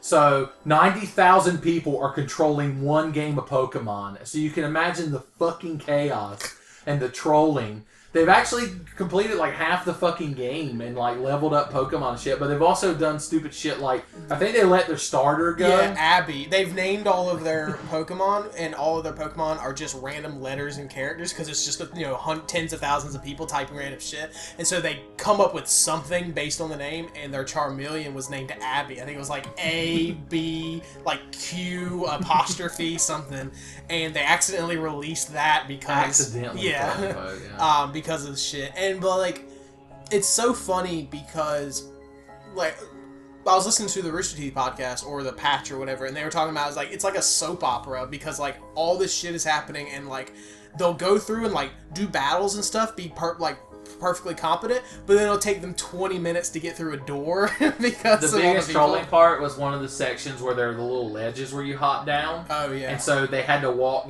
through these up, but every time somebody managed to say down, you would just jump down and reset all your progress. I think they spent like half a day trying to walk through one fucking area of the map. I think it was through Team Rocket's like layer or whatever, they had a hard time, and I think that's actually what caused the guy to like take it down and like institute the anarchy and democracy system. Yeah. Basically now you can vote through the chat whether you want to have democracy, and then if you do democracy, then a choice of control options pop up and people can vote for that, and whichever one has the most votes after like 10 seconds or whatever, it does that. Or you can do anarchy, and if anarchy wins, then it's just the classic like people fucking typing in chat and whatever's newest wins.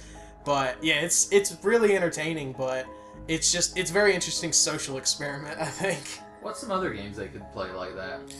I read a story, and I don't remember much about it now, that there was a game coming out like that. Like, I think it might have been like a Kickstarter kind of thing, but it was a game very similar to that, and that's where I read about like how it was similar to that. A game made with crowdsourced funding that uses a crowdsource engine. Yeah, You it have was to weird. pay a penny to input a command, and that's where they get their funding. Oh, But I remember God. it said though, like specifically, like it had like just so you can't, everybody can't just spam moves or whatever like that. It was time based or whatever. Like you do one move like every 10 minutes or something like that, or something. In Twitch Plays Pokemon, I think it's like people can chat as much as they want, but it's like every 5 seconds or whatever it takes the newest command. Yeah. Well, the way Pokemon works is like when your little character is taking a step, I mean, it's not going to accept any inputs until he's done taking that step. Yeah. So if somebody enters right, he'll walk right, and while he's walking right, you can't enter anything else. I need to set up Twitch Plays by You, Billy. Oh Jesus! That game's already fucking impossible. Maybe Yeah. 10,000 people can beat it. Like what? That's the thing. What other kind of game could you do? I mean, It would have to be like an RPG. Yeah. On no Giant shooter. Bombcast, they said somebody took all the inputs from Twitch Plays Pokemon and hooked it up to a copy of NES Tetris, but it was a Game Genie version where you could press up to make the blocks go up, and it said it's just watching it, it's just the blocks completely losing their shit going all over the fucking place. That's awesome. Another thing somebody set up was RNG Plays Pokemon. Somebody set up a random number generator to randomly input commands into a game of Pokemon. And so you watch it, and it's just the trainer fucking running around in the walls and wandering through the grass all the time. You know what else it could be good in? Like a Street Fighter or some sort of... Somebody hooked it up to Street Fighter 2. That could be amazing, because, I mean, directions and kick and punch is all you need. It's true. It's just fireballs. Yeah, over and you over. just gotta be downright fierce. Oh, shit. Jeff, what you tweet boxing about her? I'm trying to find the name of that game. That game. My little brother, my wife's little brother, has been hounding me about getting my Pokemon cards out of storage because his friends apparently are into Pokemon, and I was like, I'll get them for you, but in the back of my mind I was like, you're gonna be like the fucking dude who shows up with like the leather cap to a football practice, because this shit's gonna be basic. Yeah, but if it's like Magic the Gathering, it'll be broken, because the first couple of sets of Magic, it fucks the game. Yeah, I mean, he can make a deck. Is it still 60 card limit? I don't know. Make a fucking 60 card deck. Just put The cards probably don't even look the same anymore. No. And he did show me he has a Snivy card. And Smugleaf? Yeah, on the back it's like the Pokeball card side or whatever looks basically the same. But yeah, if it's a 60 card limit, he can use my cards and fucking put 10 Charizards and fucking 50 colorless energy, and he's That's fucking my wreck team. that shit. 10 Charizards go up against one fucking Poliwag and get decimated by Bubble. And you could I have that giant like 4x3 or whatever fucking Pikachu like promotional card from the movie, so you can just fucking put that in. Just put that in the middle of his regular Deck. cards. Yeah. He's like, I'm the David fucking Blaine for doing this shit. So last week I discussed with Gary that Little Mac was introduced for Brawl. Everyone's super hyped. Yes. Well, this week they showed that Diddy Kong's going to be in it. Oh, Diddy Kong. Oh boy. I like Diddy Kong, but I don't give a shit. Yeah. Which I don't give a shit because I'm not going to play the game because I don't have a 3DS or a Wii U, and I don't plan on getting either. Maybe I'll get a 2DS eventually. Says here Activision confirms it's working on a new Tony Hawk title. Oh yeah, Tony Hawk Rides Again is the joke title that I keep hearing on the internet. Yeah, they had to confirm it because Tony Hawk confirmed it on his Sirius radio program. I thought you meant serious. He's like, Tony Hawk, this is my Sirius radio program.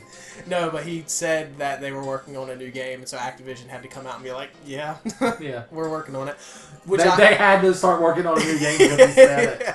Which, it's, in the news thing that I watched, I didn't realize it's been so long. The last Tony Hawk game to come out was Tony Hawk HD, which came out in 2012, which I liked because I like the old Tony Hawk games. But before that, the last, core title in the series was 2007. Fucking Proving Ground was the last Tony Hawk game, which I really like Tony Hawk. I played the first 5. I thought the last Tony Hawk game was Ride. I don't know if they count that as a core game. I don't know if they acknowledge that. Yeah. That's a real thing. Yeah, because that would have been since 2007. But yeah, Proving Ground I guess was the last. Wasn't there core a title. canceled sequel for Ride? Yeah, no, it came out. Because we had the boards in the store. Because I remember they went on clearance for $5. Did either of you ever try to play the Tony Hawk Ride? I've never been in a room with it. You and Tony Hawk Ride are the same person. But I love Tony Hawk. Let's see, 1 and 2 were original PlayStation. 3 and 4 were PS2. I played the shit out of all of them. I played Underground and Underground 2. Thug 2 was when I started to fall off of it because that's when they introduced getting off your board and walking around an open world and shit like that. I never played a Tony Hawk game. And then there was American Wasteland, which wasn't you great. ain't street enough for it, son. That's right. You like roller skating. Go down to the Derby. But then Tony Hawk basically got overshadowed by Skate because Skate was it had a better trick system. Skate or Die. I know you played Die. Oh god, I love that game. His face changed. It is an awful game saved by an amazing title. I had that game. Of course you did. Which did you do? Skate What? or Die. Skate or Die. Both. Did you ever play 720 in the arcade? Mm-hmm. I love that game. I never played it in the arcade. I've played it though. I remember there was fun. a 720. Speaking of arcades and places, I remember there was. Speaking of, 10 hours ago. Yeah, it has been that long, hasn't it? They had a 720. The first time I ever played it was at Atlantic Beach. I don't know what's the name of the place where the theater is. Atlantic Station. When that was an indoor mall. I don't remember that at all. That was an indoor mall? Yeah, it was an indoor building with stores in it. I can go back. I remember they had a 720. They had an arcade in there with 720 in it. That was the first place I can go far back enough to say that I remember when the Bojangles was a Hardee's. I can go that. I can go make that journey with you. But yeah. I don't know why I was doing the The Wu-Tang. most southeastern possible analogy ever. I remember when that Bojangles was a Hardee's. What would be the equivalent? I remember when that In-N-Out was a Carl Jr.'s. That's literally I remember when Hardee's closed and I was so sad. And the only way it could have gotten better from a Hardee's is if it was turned into a Bojangles, and it did. It didn't even turn into one. It got built a new Bojangles. Everything is so fresh. Welcome to Hardee's Cast. Episode 17. Jeff fucking loves Hardee's, and they're becoming extinct. They are. You need to open a Hardee's franchise. But it's only a recent thing. Them closing? Me liking Hardee's. Because I remember the whole sad story was me. I started liking Hardee's, and then the one in the town closed. They closed a week after you started Yeah. into They were like, Jeff, you're some kid's dad. Once you start liking something, it's over. it's past its prime. You're like, hey, lads. You're like, hey there, champ, give me one thick burger. There was literally I want some fucking Hardee's now. there was 3 Hardee's in the area that we lived in. We should go to Hardee's. One in the town Jeff lives in, one in the town me and Ben live in, and then one in the town between us, basically. And the one between us is the only one that's left. The neutral zone. Yeah, the DMZ Hardee's. But I remember me and Sandy drove to the one right down what used to be right down the road from us, and we drove through the drive-thru and we're like, they have to be open. Like, it was Sunday or whatever at like 6 o'clock. I was like, there's no way they're closed yet. And we pulled around to like the door, and there was just a paper sign taped to the door that just said like, as of the date that we were there, it will be closed like permanently. I'm like, as of however long it takes us to get this shit out of the building, we closed. As of fill-in date here. Yeah. But I mean, that shitty little town that I live in used to have 2 fucking Hardee's. What? That's like how prolific Hardee's was. I mean, the second Hardee's has been closed down, was closed down a long time ago. But there existed 2 Hardee's. Was it out in the west of town? Yeah, it was on each end of town. There was a Hardee's. Well, you That's currently crazy have 2 McDonald's. Yeah, Do you have 2 Burger Kings? No. Yep, there's 2 Burger Kings. Where's the other Burger King? One across the street from the other McDonald's. There's one. The Burger King's in the middle of town, and then the one. There's a Burger King in the middle of town? I don't think there is. There's only the one out by where the Wendy's is now. No, there's a Burger King in the middle of town. It's the one I go to because it's closest to me. Like near Sonic? No, that's like at that end of town. Well, There's not a second burger. You're making. Well, that's shit. where. Do you want me to pull it up? Wait, it's where It's in the Taco big Bell used to be. And there's a KFC next to it It's that has next a buffet. It's next to where the Taco Bell used to be. I don't Yeah. count that as a place because nobody would ever fucking go there. It's in the main intersection, like the biggest intersection of the town. Wait, yeah, so that's where that one is. Where's the other one? Where's the other Burger King? On the west end of town. Wait, west? I'm bad at What, by directions. Walmart? Yeah, Welcome to right there, next to Walmart. Welcome to episode Oh, yeah, okay, 5 yeah, of yeah. the Our Local That one I Fast Food hardly Restaurant ever Podcast. go to, so I always forget that it exists there. But All yeah. the stuff in like the West, like Wendy's and whatever. Oh, You know, the God, last they moved 3 the Wendy's minutes so of much this further podcast away. are fucking unlistenable. No, some poor sap is going to be so hungry listening to this, and he's going to be like, "Oh, I want all this fast food." Somebody out there get me some Hardee's and deliver it. Now, retroactively. Right Retro Hardee's. We should start recording the podcast in Hardee's.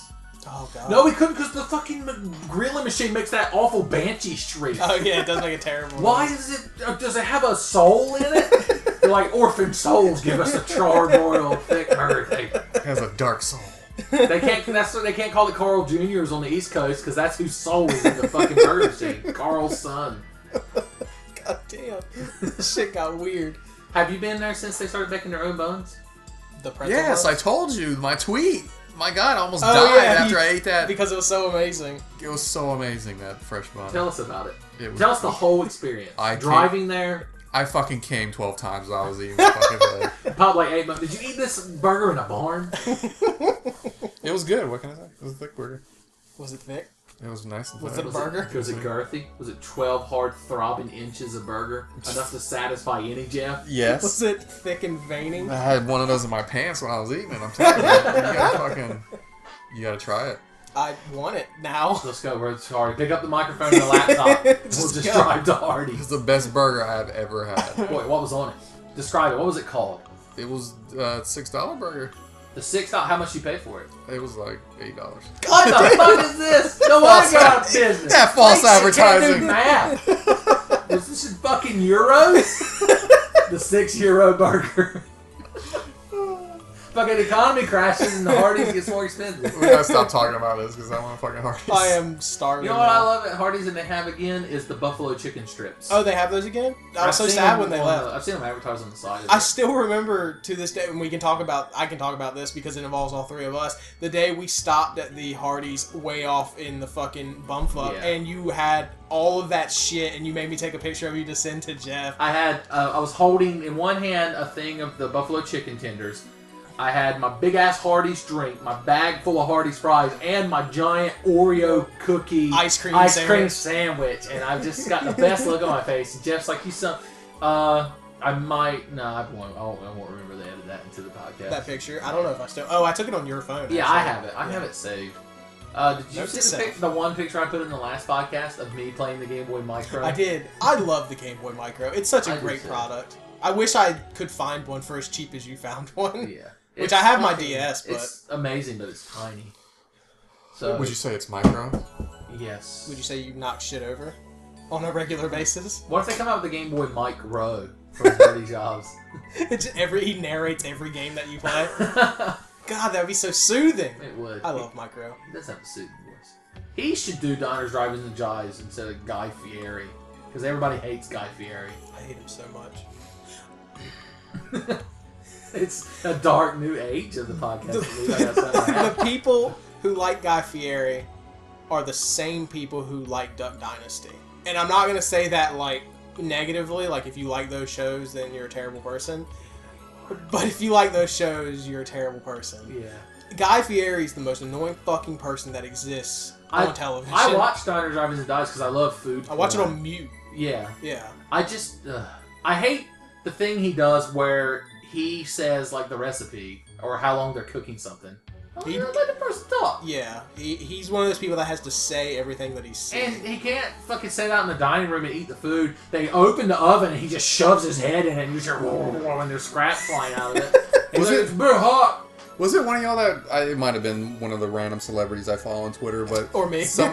Or Levi. But they retweeted, like, somebody's tweet, and it said, I imagine that Guy Fieri is physically what sexual harassment is, or would look like. The physical embodiment of sexual harassment. Yeah, that wasn't me, but I think I retweeted that. Like, that's probably why you saw it. It was from some random person. I watched 2 episodes of the Guy versus Rachel Ray thing they did because Penn Jillette was on it. Yeah, that's one. I love Penn Jillette, and I want to watch stuff like that, but I just can't fucking do it. He should have. Spoilers, in the last episode, Penn Jillette doesn't win. It's some football player that I don't know.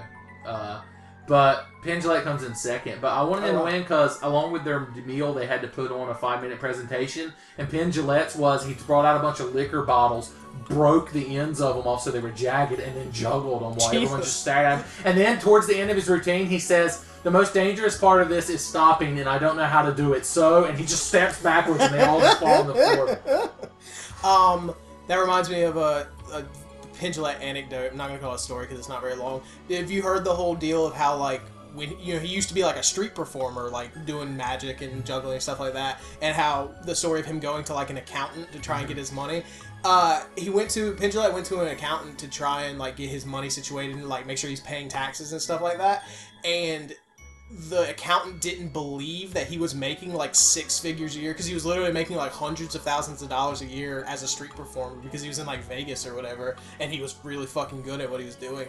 And the accountant told him not to file the cash that he was getting on his taxes because the government wouldn't believe that he was making 6 figures a year as a street performer. They would assume he was a drug dealer and that they would like come and audit him. He could be such a combo, drug Yeah. dealer and street. Why is this just around here, or is this a thing? Why do drug dealers drive jacked up cars that are painted like cereal boxes? That is absolutely not just local to here, because I've heard people I don't talk know about it this on whole podcasts. phenomenon. I've seen the Trix Like, you're car aware of it. driving No, around. I'm You're not. not aware of You've this? never seen the Trix car or the Rice Krispies car? I see it all the fucking time. Or the Bout It mobile? Is it only in here, It's locally? in the town you live in. Yeah. That has a made up Burger King. Never seen it. Yeah, it is like... You remember it, so shut up. But it's 'cause it took you like an hour, but you remember. Vivid storytelling that it was like it was real. It's literally like... It's always like 1988, like, Oldsmobile Cutlasses that are, jacked up and on rims. That's not new. Like, that is absolutely like a nationwide phenomenon. But they have color-coded paint jobs and rims, and all of the paint jobs on the cars are random cereal mascots, like Snap, Crackle, and Pop, and fucking Trix. Tony the Tiger, and the Trix Rabbit. And I've seen a Lucky Charms one, but not around here. I want Cinnamon Toast I Crunch would car. love a Lucky Whatever Charms he's car. selling, I want. I'm like, give me some of that Cinnamon Toast Crunch, baby. I want to see like a Monster cereal one, like a Blueberry. A Count Chocula. Count That Chocula. fucker ain't dressed like Count Chocula. Take my illicit business elsewhere. How do you... If they're known for being drug dealers, how can they be discreet driving fucking cereal cars? The Bout It mobile that I'm talking about, the reason I call it that is because on the back of his car it says, I'm Bout It, and it has his cell phone number painted on it. So it's like, that's just a fucking billboard right there. So is there like a season of The Wire about these fucking cereal cars? I'd watch the shit out of that shit. That's a reality show I would watch. Just following them Get my around. cereal car. So back to me reading Destructoid headlines. Oh, yeah. Some guy did a lowest possible score run of Super Mario Brothers where he avoided all the coins and the enemies. Jesus Christ. Fucking intense. Oh, sidetrack to that, I've been watching the Awesome Games Done Quick that they've been posting on YouTube, and I watched the fucking the Super Mario World Race, the capeless, no Star World, and then at the end of that, that guy Dram, he did the Small Mario only run, where he beat it in like 17 minutes as Small Mario. God, that shit is amazing. Like, and I love it too because Dram, for me, watching speedruns, the person doing it matters a lot. Like, they have to be not entertaining, but they have to be at least like likable. Not annoying. Yeah. There's some of those SDA runs that I've tried to watch, and the guy is just so fucking either spilling spaghetti everywhere or just fucking aggravating that I can't watch. But like the two that pop out in my mind are Sinister, the guy that does the blindfolded Sinister punch one. out. Yeah, Sinister one, and Dram55, who does Super Mario World. They're both they seem nice, and they're both like entertaining to watch. But yeah, that fucking Super Mario World race and run is just so good. I watched a super aggravating run on the Awesome Games on Quick of Metal Gear Rising Revengeance. Oh yeah, I saw that. I haven't watched it. Where the guy playing it hardly talks because he's concentrating, but sitting on the couch is a guy with a British accent, and all he does is take the piss out of the game the whole time. Like, just talk shit about it? Like, they speedrun that game, which means they play it hundreds of hours, but they fucking hate the story, they hate the characters, they hate the music.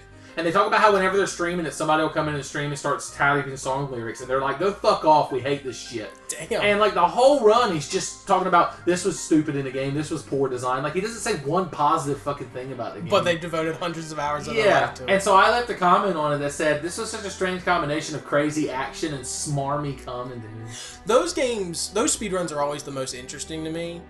Or the saddest, I guess, if you consider it. Because, like, a game like Super Mario Brothers or like Metroid or whatever, that at least makes sense why someone's good at it because they've been playing it their entire life. But like, I watched a Dishonored speedrun. It's like, this game's been out a year. Like, how the fuck are you this good at it? Like, that you've literally spent your entire, since this game's been out, playing this game, fucking perfecting it.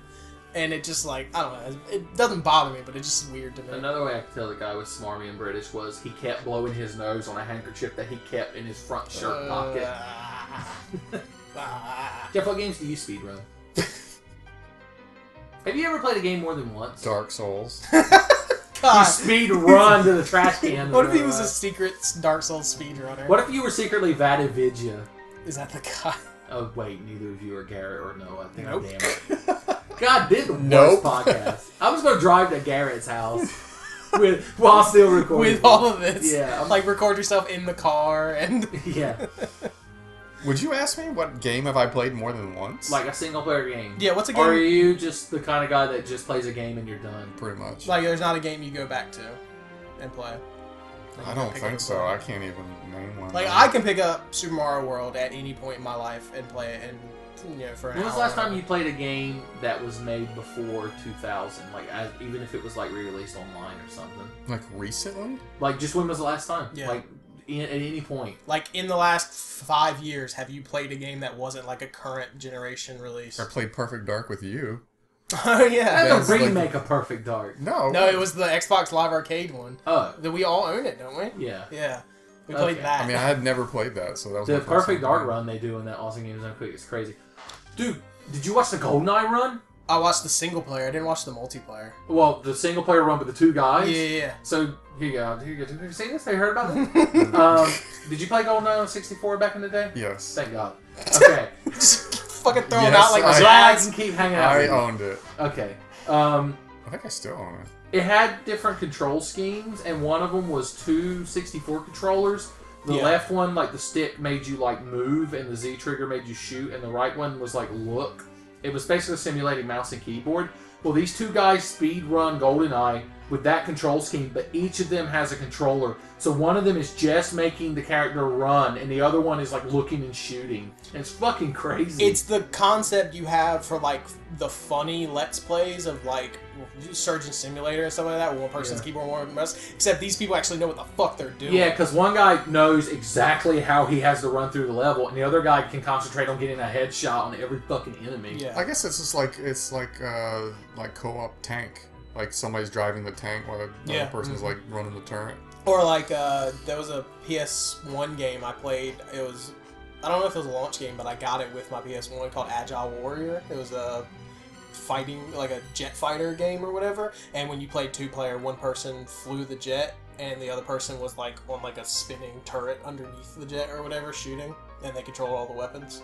Game's really fun.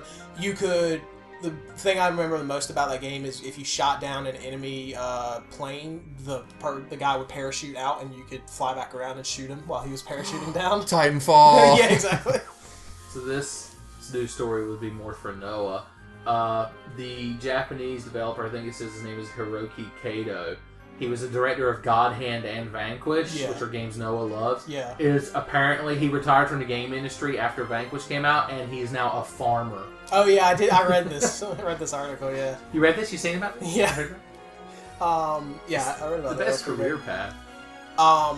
Do we want to talk about Irrational Games closing, or basically closing? Okay. Like, I don't know anything about it. Ken Levine, head of Irrational Games, Irrational Games responsible for the first BioShock and BioShock Infinite, right? They did not didn't Platinum Games do the second one, maybe? Not Platinum.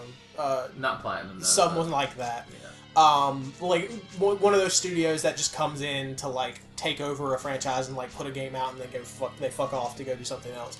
So he shuttered Irrational Games and is taking 15 employees with him to a new company. And apparently he's been planning this for a while because people were pulling up like quotes and stuff from like right after BioShock Infinite was released. Like somebody asked him in an interview in like October of like what are your plans after BioShock Infinite DLC, and he's like I don't have any plans that I'm ready to announce like after we release Burial Sea or whatever the Infinite DLC is. It's like right now we're just trying to get all of the BioShock Infinite DLC released, and then we'll make some announcements. I'm trying to get this shit done. Yes. So I can go home. So I can get out of my contract. Yeah. But like he hasn't really said. He said he wants to focus on like not mobile games, but like origami. Yeah. Macrame. He What wants the to. hell is macrame? It's like knitting of some sort, I think, or it's a delicious pastry. Ooh.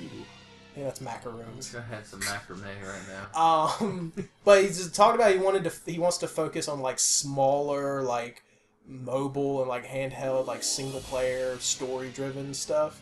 So it sounds like he just kind of got tired of the like machine that is modern games now, where it's like you put fucking tens of millions of dollars into a game, It's got that. They talk about video games crashing again like the 80s. Yeah. Like, I don't think video games as a whole will crash because, mobile games and shit. But Yeah. the fucking AAA market like that, how much longer can it go on? Because a game will sell 6 million copies and be a failure. Well, I mean, that was your whole worry with Dark Souls 2, wasn't it? When Yeah, they first announced it? when they were first like, oh, we're going to pimp that shit. I was like, don't pimp that shit. Yeah. Dark Souls 2 is a good girl. Well, it made me sad about Tomb Raider, and you played Tomb Raider because I played your copy. Yeah, that like just recently like made back its budget. Yeah, which is ridiculous. I really like Tomb Raider. Some people gave it shit, whatever, suck a dick. Like, I never played it. but it sold. It didn't have a demo. I wanted to do it for Oh, one did of it your not? gaming, but it didn't have a demo. Do Yeah. you have a copy of it? I feel like I own it now. You traded yours in or whatever, right? I was gonna buy Yeah. yours, but yeah, like it sold like 12 million copies or something like that, and they called it a failure because it needed to sell like 30 million copies to be successful. It's like, don't fucking set goals. I think Jim Sterling talked about this a while back on Podtoy when I still listened to Podtoy. He did an episode of Jimquisition that was about Dark Souls and how Demon and Dark Souls are huge successes To because the companies. they printed however many they needed to print, and they did a ton. I don't even know if they advertised it. It was all word of mouth. It was Yeah. all like, if you play this game, it kicks you in the dick over and over. And I was like, look. There's word of mouth, as in Jeff trying to sleep at night, and I'm outside his bedroom window, and I'm like, Jeff, this look nice soul there. Press on, Jeff. You're like, good dude. Press on, Jeff. God damn. But yeah, like it makes me sad. I don't think like you said, I don't think the video game industry is gonna crash, but I think almost every studio except for the highest AAA studios and like little indie developers, I think everybody in the middle is just kind of shudder or have to really cut down because they're all having to go after this ridiculous like $50 million budget games, and so they have to set ridiculously high standards for themselves. I just don't think it's going to work out. Like, the only games that are going to consistently do that are going to be like Call of Duties and even like Madden and shit. I don't think the last Madden 25, I don't think sold as well as like previous years. Yeah, well, the thing with Madden is, how much do they have to spend to make it? Because they just take the same game and fucking Control F, all Like, the 14s, and Control V, fucking 15. And I assume there's just one team that works in the background of the Madden studio, just redoing the engine because they come out with a new engine like every 5 years or whatever. So I assume they're just doing It's that. one guy. in the back. I imagine Sam Jackson from Jurassic Park with that cigarette in his mouth, fucking typing. Writing code. And whenever he can't get it, they had to get that girl in there, and she's like, "This is Linux, I know." Unix. Whatever. She's like, "This is Connects." One opposite end of that spectrum is that Activision added another studio to the Call of Duty franchise. To add another Oh, Stage there's a Studios. 3-year cycle now, yeah. I thought you were going to say on the other end of that is the Flappy Bird developer who has zero overhead and makes too much money and gets scared by it. So, Yeah. what's the next Call of Duty? Is it Black Ops 3? Is it Modern Warfare 7? I was going to They say, is haven't it... said. It can't be Ghost 2. Who right? did Ghost? Is that Infinity Ward? That's Infinity War. So who's going to be next? Is it going to be Treyarch and then Respawn, or Treyarch and then Sledgehammer? I think they or said the Sledgehammer one. Is Because it- I remember that Batman, made me upset because I want... Sledgehammer? No, that's Rocksteady. Rocksteady, which is a great name, by the way. Yeah. Where Sledgehammer. Bebop Studios at? Sledgehammer is it's a break off from Infinity Ward, right? I can't remember. Is Sledgehammer the... No, that's Respawn. That's who's making Titanfall. Yes. Titanfall is made by old Call of Duty people. Yes. Like, the people that made the good Modern Warfares, like Yeah. 1 and 2. Son, you parlayed excellently into the next thing. Have you all seen any footage of the Titanfall beta? Yeah, I've watched quite a bit. I have too, and it looks fun. Yeah, I it like does. just the fucking running around and The losing your parkouring? shit. Yeah. I don't even care about the robots. No. It just looks like it's so much fun to play. Only thing I care... Okay. Sorry, go ahead. Go Oh, ahead. I was gonna say my favorite part whenever a modern Call of Duty comes out, like y'all will get it and like my roommate will get it and I'll play it with y'all for like a few weeks. Yeah. And my favorite part is just running around like a crazy fucking lunatic. My favorite part about the robots is watching them drop from the sky and riding on top of them. Like, I that's did the only like part the that I care Caves about. comic. Oh, Do yeah. you know how much a Titan costs? $100? Like $150. Like, no, you're way off. Not even close. Higher or lower? I do like when you're fighting the drones, you have your auto headshot pistol. I didn't... Oh, yeah, with the laser sight or whatever. That's pretty cool. I didn't seen realize that it's only 6v6 people, but there's, like, NPCs in the game. I didn't realize. That's really cool. They're the equivalent of the little minions in like League of Legends. In any MOBA, yeah, yeah. you just farm them. It's really But smart. they talk to each other. You can hear them having little conversations. Oh, it's adorable. But apparently, have you seen the whole thing about the burn cards? How you get a deck of cards basically that you have like a limit of number you can have, but you can have up to 3 per game, and you can pick them before the game or whatever. And they're basically like instant power ups. I think somebody from Achievement Hunter basically likened them to the kill streaks from Call of Duty, but without the kills. Because you'll have one that has like a short cooldown, one with a longer cooldown, and one that's like once per match. Yeah, right. Yeah, So- something like that. But like you basically pick. It's like your loadout, I guess. But I guess you have a This loadout for your game things. really is just a MOBA, like a Dota 2 thing. Cross with like Call of like Duty. made into a shooter. Yeah. Because you got your cooldown powers, you got your fucking power units you can farm. Yeah, but apparently, like there are burn cards that are like more rare than others, and like, but there's incentive to like continue using them. When you first said burn card, I thought it meant you got like an insult you can use against Amazing. people and fucking sick burn them. I think the biggest insult in that game is when you're the losing team and you have to evacuate and you just I get fucking stuck. love that concept. That I is talked really about it cool. in a previous podcast. Yeah. It's like you got to get at the dropship, and the enemy team can just blow up the dropship. And Yeah. you're just like, shit's going tits up, and you just start running. Like I want to play that game just to lose and be like, oh god, get to the chopper, get to the van. But I love like. I think Ryan McCaffrey actually said that this game had like the best wall running since like Prince of Persia. Watching people play the beta, I see them just because you don't take fall damage. No. So you just fucking flying around like a goddamn idiot. And you got jet boots. Oh Lord have mercy. Because I think that's how you double jump, right? It just reminded me of like playing Unreal Tournament or 2004. Yeah, it does whatever, have- It looked where like a you- cross between Wasn't that there? and, Did like- you have like jetpack? I don't. I think that had something. It had like a that. floaty jump in it or whatever. and Tribes as well. Tribes has a jetpack. Maybe you're thinking of that, yeah. And there's like I'm thinking of people- Unreal because I remember I played like. Which Unreal had floaty jump because you're in space. Like so you had like super fucking jumps that you could do. So have either you played or seen the new Strider? No. Seen tweeted about. That's I about it. watched. I actually could play the demo, but I watched Axial stream it last night on his PS4 some. What is it? Like what kind of game is it? It's have either of you played any of the Striders? I have the Do you know original. who Strider is? Yeah. Have you seen it? Have you heard about it? Yeah. I've heard of Strider. I've just never played it. It's based heavily on the NES game, which was like a Metroidvania type game. So you're in this big open world sort of city, and you're side-scrolling and you jump around, you get power up, you get upgraded, you get like double jump stuff, and you can climb on walls and shit, and you're just going around finding bosses and killing them and getting more powerful and stuff. So is it kind of like that Castlevania that came out not that long ago, where it's like one giant castle? Harmony of Despair. Where you can go anywhere or whatever? I guess. It's a lot like Shadow Complex. But it's like one big open world. Yeah, and Gotcha. you just unlock more of it as you find shit. Because that's what the NES Strider wasn't like the original. Because the original Strider was just an arcadey game where it's just get through the level and fight the boss. I think I have a Strider on my virtual console. I think it's that one. I wish it was sprite, like super HD sprite graphics. What is it? More It realistic? uses 3D models, but it's, a 2D plane. And they're pretty. They're like really colorful, like really vibrant. But I just think it would look a lot cooler with sprites. Or like cell shading. Yeah. Maybe like Beautiful Joe art style. God, that'd be amazing. Ooh, shit. But, you like the NES Strider game? Never played them. Oh, really? But you're from that era. Yeah, I was never like a fan of them, but I've played them. I've heard of it, and but I'm I aware just of them. never played it. The first time I remember Strider was from Marvel vs. Capcom 1. Oh, really? Yeah. God, that's fucking old. Because I didn't play any of the old ones. No. Actually, to tell you the truth, I've only played the fighting game Striders, and I've never played any of the Strider games either. Might fix that. I think of the next one in gaming, I'm going to play Strider. Can you play a demo of the new one? Either that, if I can't, I'll just play The an old one. As like the part one? People say the Strider on the Genesis is like one of the Genesis' best games. I think that's the virtual console one I have. Because it's definitely not an NES game one I have, so... That's all the news I cared to steal. What about the Oculus Rift Zelda? That was in there. I didn't read it because I didn't think you cared. So tell us about it, Jeff. I like Zelda. I haven't seen this. I haven't heard about this. I didn't read it. I just saw the headline. Okay, Oculus Zelda. It's dangerous. Go alone. Someone Take made an this Oculus fucking Rift migraine demo. headache and throw the Oculus asshole Rift up. demo with Zelda. So it's like first-person Zelda. There's a video, but I just saw it at work, so I Like haven't watched the originally video. NES Zelda? Yeah.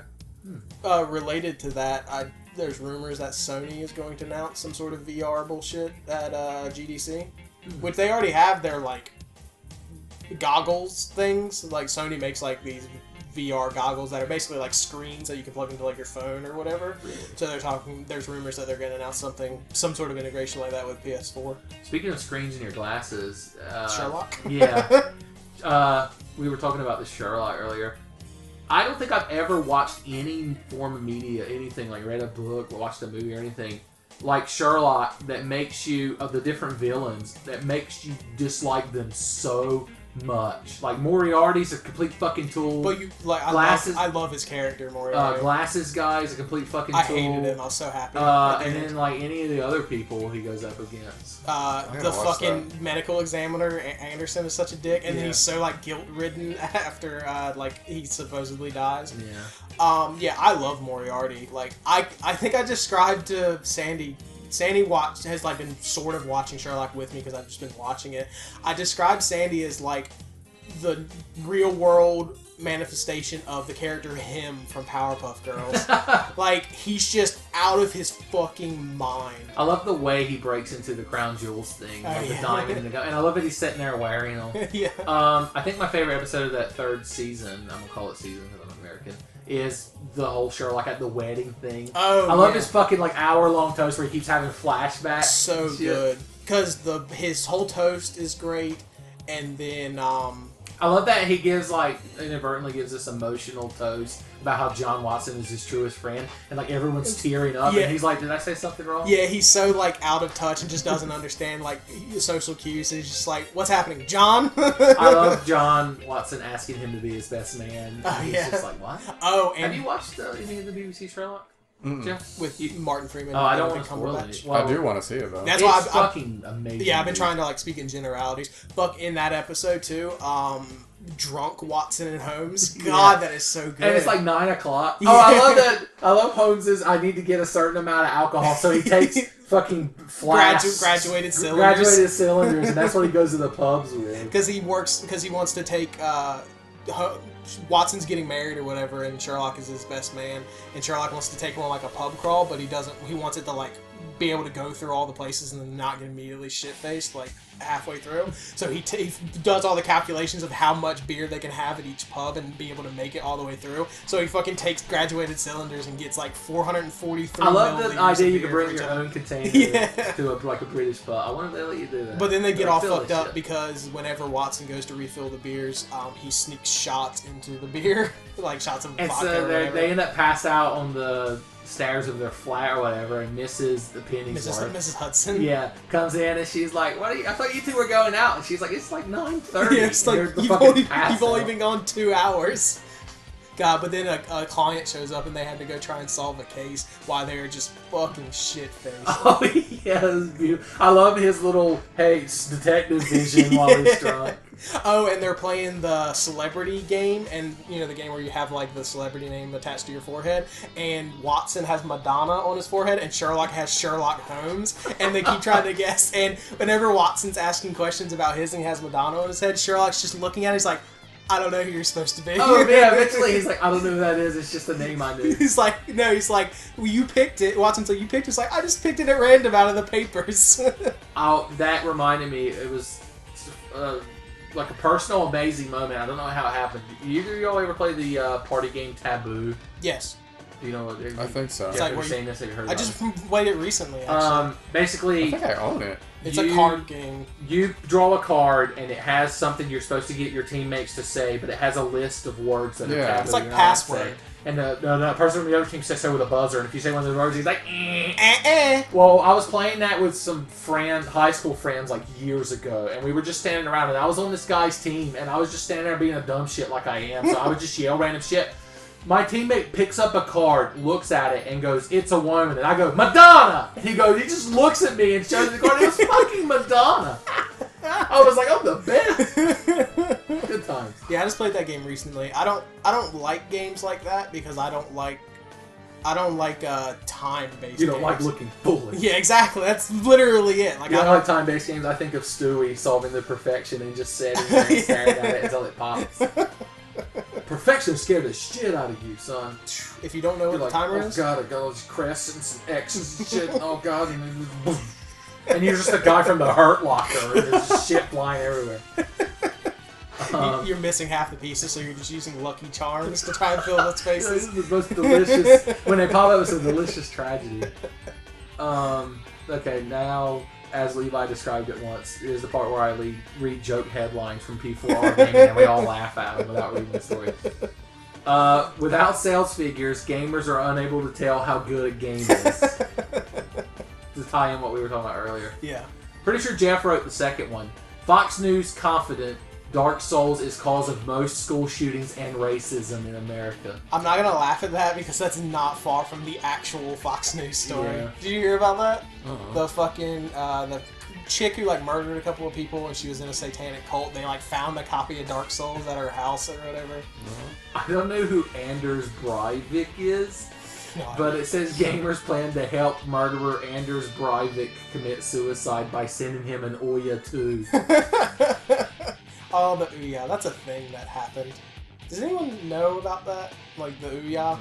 Like there's games on it. It's all like Android-based games, right? It's shitty and dumb and I- stupid is all I can tell. I watch Game Grumps play like.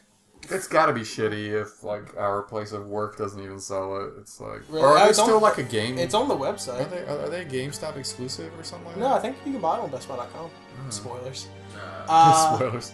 I think I watched Game Grumps play some frog game on it, and it looked fun because it was I bad. think maybe Matthew has one because he It's always fucking. gets that It's weird mobile shit. games on your TV, right? Yeah, pretty much. But the controller's dildos and it's impossible to update. And people make games for it, they're fucking awful. Yeah, I was like so that tired frog of game. hearing about that thing. I'm like, this does not sound interesting at all. On the flip side, I hope the Steam box is good because I mean, at least it'll have good games. But I hope the controller's good. Just the thing that runs Steam games. And Yeah. Steam has 90 million games and they're dirt cheap. That's why I want it. Speaking of Steam, hey, look at you second. Yeah. Steam users disappointed that Gabe Newell does not look at their porn collection. Because apparently he came out recently saying that he doesn't look at your porn collection. Oh yeah, and also Steam retroactively region locked some games. Did you hear about that? So I they- haven't seen this, I haven't heard about it. Steam retroactively region locked some games. I'm not sure what games, if it's like from certain developers or whatever, so they can't be like like they can't be like traded between systems. I guess I'm not really sure like what the point of it is. I don't know if it's like a physical thing or what. But I went back because we hit a point where it's all headlines I've already said on the podcast, and so here's one from December. Just says, Satoru Iwata thankful it didn't take only one day for the PS4 to outsell the Wii U in the UK. It's so sad. I assume it took 2 days. Oh, Iwata. GameSpot. There is no paid reviews conspiracy. Sponsored by Killzone Shadowfall. Is that the PS4 one? Killzone Shadowfall? Shadowfall Zone? I think I already read this one, but it's worth reading again. Games journalists unable to impress family with their job over Thanksgiving dinner. No, you haven't heard that one, but that's good. How to avoid Thanksgiving with family to wait in line for Black Friday without feeling guilty.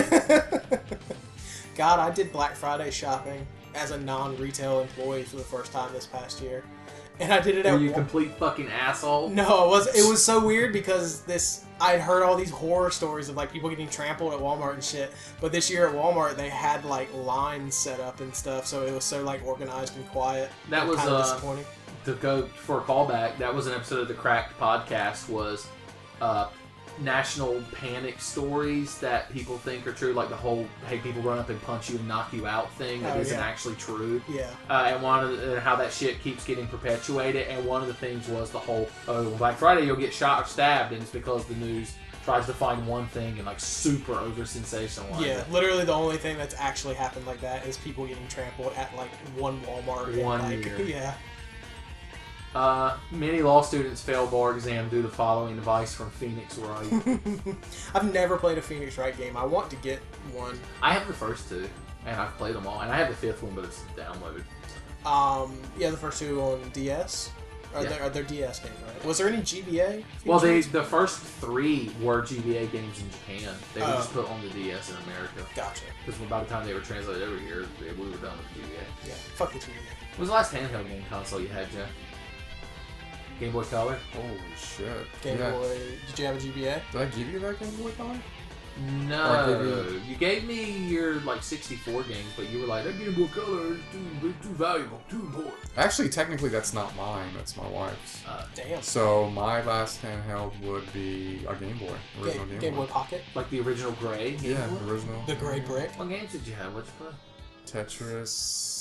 Tetris. Tetris game. Did you? Super Mario. Pokemon. Was it Super Mario Land? Super Mario Land. Oh, 6 golden coins? Love that fucking game. Ain't bad. I think that's it. Where you fight a You sub? played the Game Boy 2 games.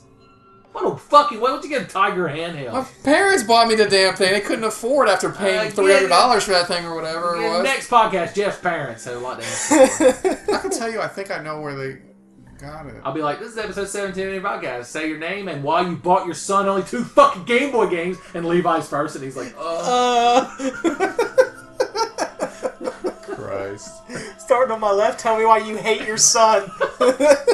Starting left, tell me why I shouldn't call for Child Protective Services. And they're like, because he's 37.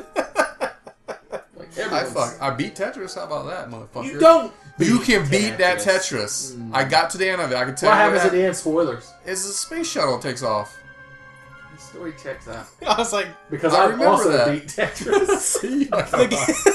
Did you beat it at your Burger King? such a You made up? such a devil's advocate. Invisible Burger King. All right, the GBA, the Game Boy Tetris is the original Tetris, correct? Well, the original, like, that's that, America. like, the NES first one. The first time it was big in America, but the guy made it like for the computer. Yeah, but like, the first like major North American Tetris release. Valsky, or whatever his name is. It was made by that weird company, right? Taito or some. No, that you're thinking of Tengen Tetris. Yeah, wasn't that the original? That was the unlicensed NES one that got pulled and is more valuable because it has a 2-player mode.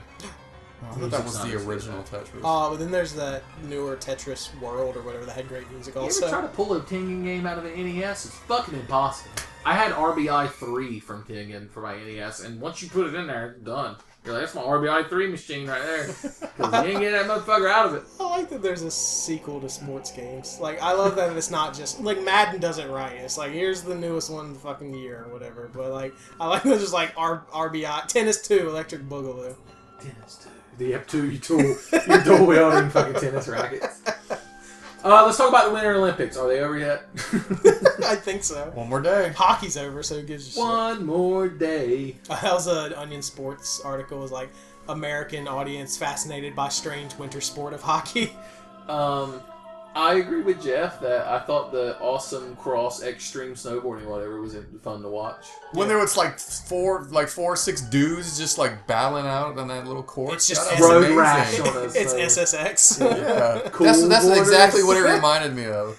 Yeah, that's Well, not the cross one, but the when they were just doing the qualifying rounds, it would just be one at a time. I was like, it's like fucking SSX. Yeah, it's awesome.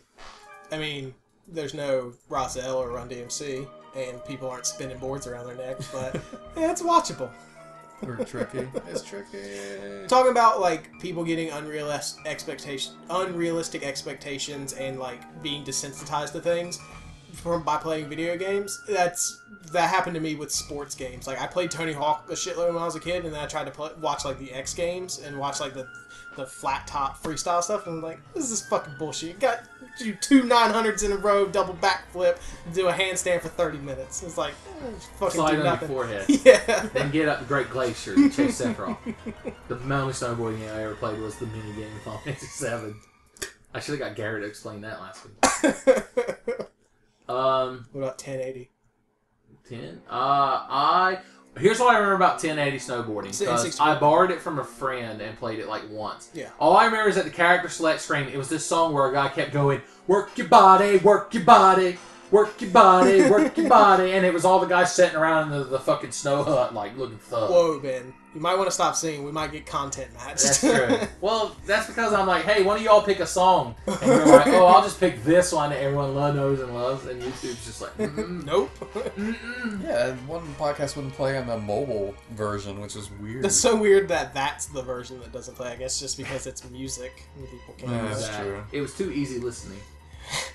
Oh, okay, that's a down... Okay, I don't know why they reminded me, but that's a downside to the fucking PS4. Well, not the downside to the PS4, but the... A downside of it is What? Shut up. Like, as far as the streaming goes and the video recording or whatever, but it's game specific where it could block audio, because I tried to make a clip of... I was playing 2K14, NBA 2K14, and there's no audio in none of the footage or the clips because it uses licensed music like during the game and stuff like that, and so they block all audio.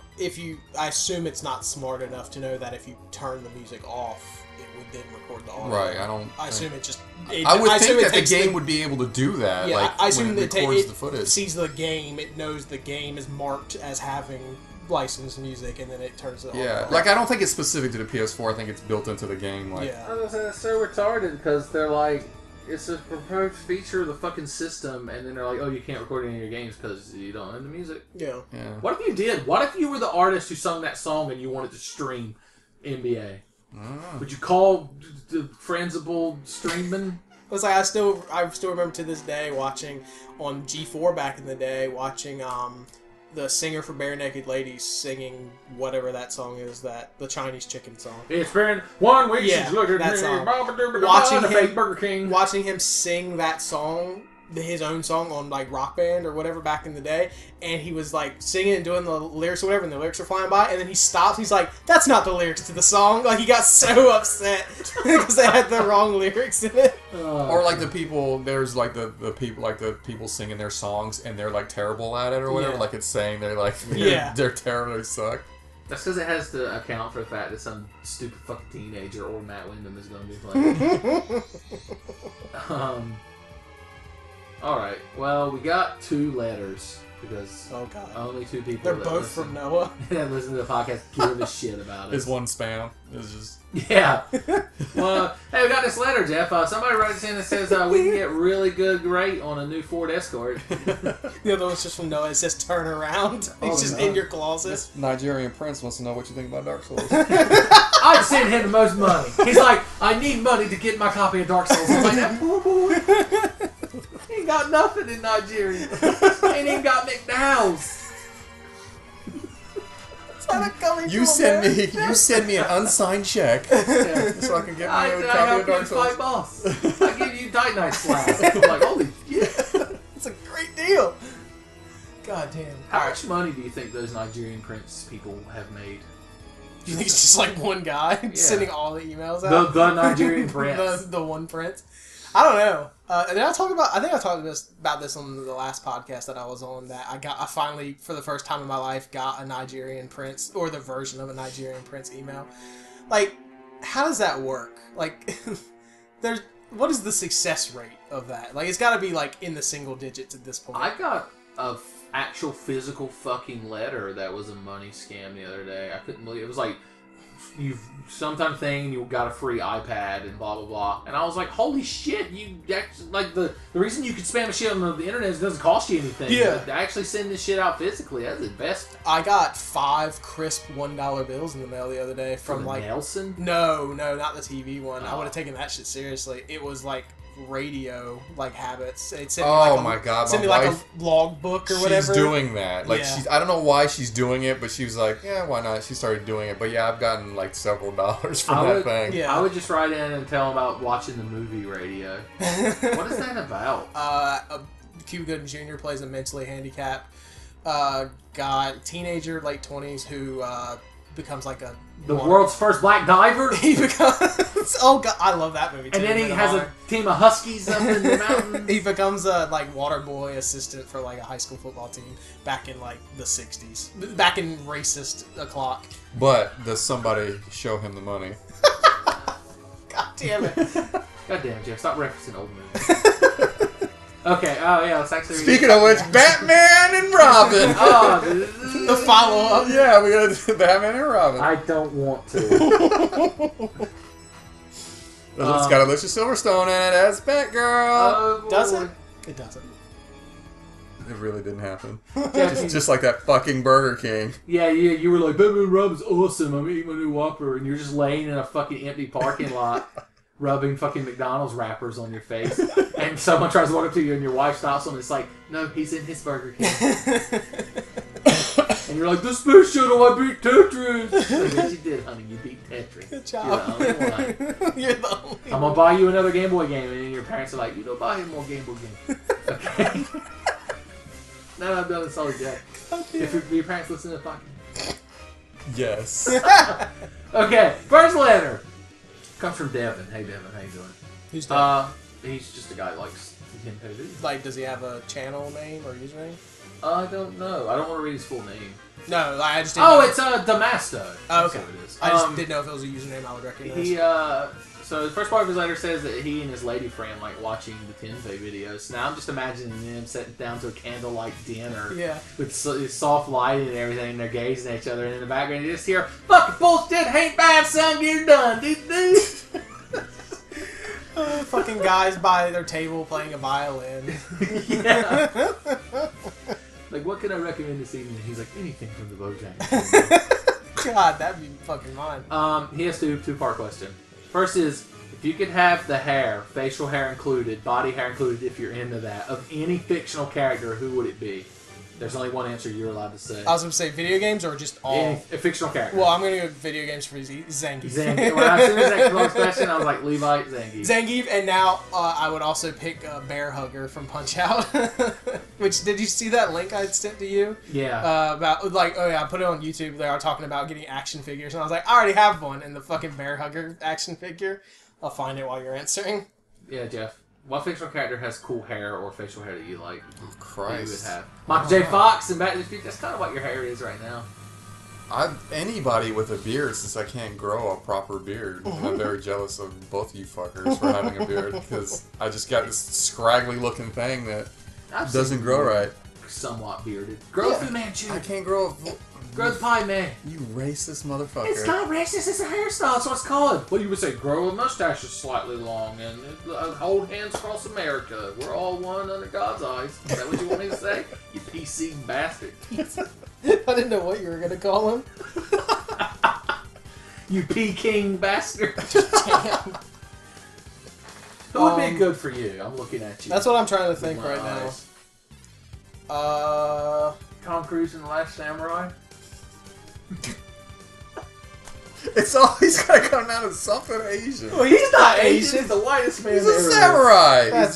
Yeah, samurai isn't a race, Jeff. Samurai's a job, which I'm going to unlock in Bravely Defaulting level. Oh god. Did you ever talk about Dark Souls or Bravely Default? Bravely Dark Souls! There. Oh god. He's a Punch Out character. I think he's from Super Punch Out. Yeah, he originated Super. He's in the Wii one though. Yeah, no, I've He's like, already fought him. His like intro thing is just him wrestling a bear. Yeah. What do you think of Disco Kid? I liked him. Disco Kid. He was so like upbeat and happy. Have you fought Aaron Ryan? The Irish guy, fucking hate him so much. Like not the character, Fighting's like breathing. but just fighting him was such a pain in the ass. I second I'm gonna look for Jeff. Kid and Play. Oh god. Which one do you want to be? A high top fade? Is that what you want to see? Milli Vanilli. I love how this is coming up because I texted you the other day saying House Party was on, and you talked about how you've never seen a House Party movie, and it's so sad to me. And also, like, I think right after you texted that, or no, right before you texted that, it was like on at work. Yeah, like and in the you were break talking room, with and I someone was about like, it, right? yeah, and I was like, hey, I've never seen any of it. And then you mentioned it. It was I so realized the one I was gonna say I could actually do, and it's the Captain Price.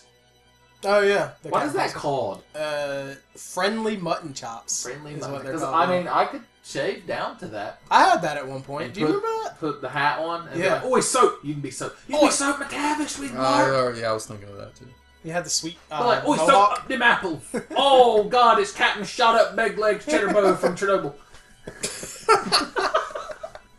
Macmillan, that's his name. I had the friendly mutton chops for a while. I don't remember when that was. It was years ago, but it was when we worked together. Well, I don't know if you worked there or not at that point. It was BB before Ben.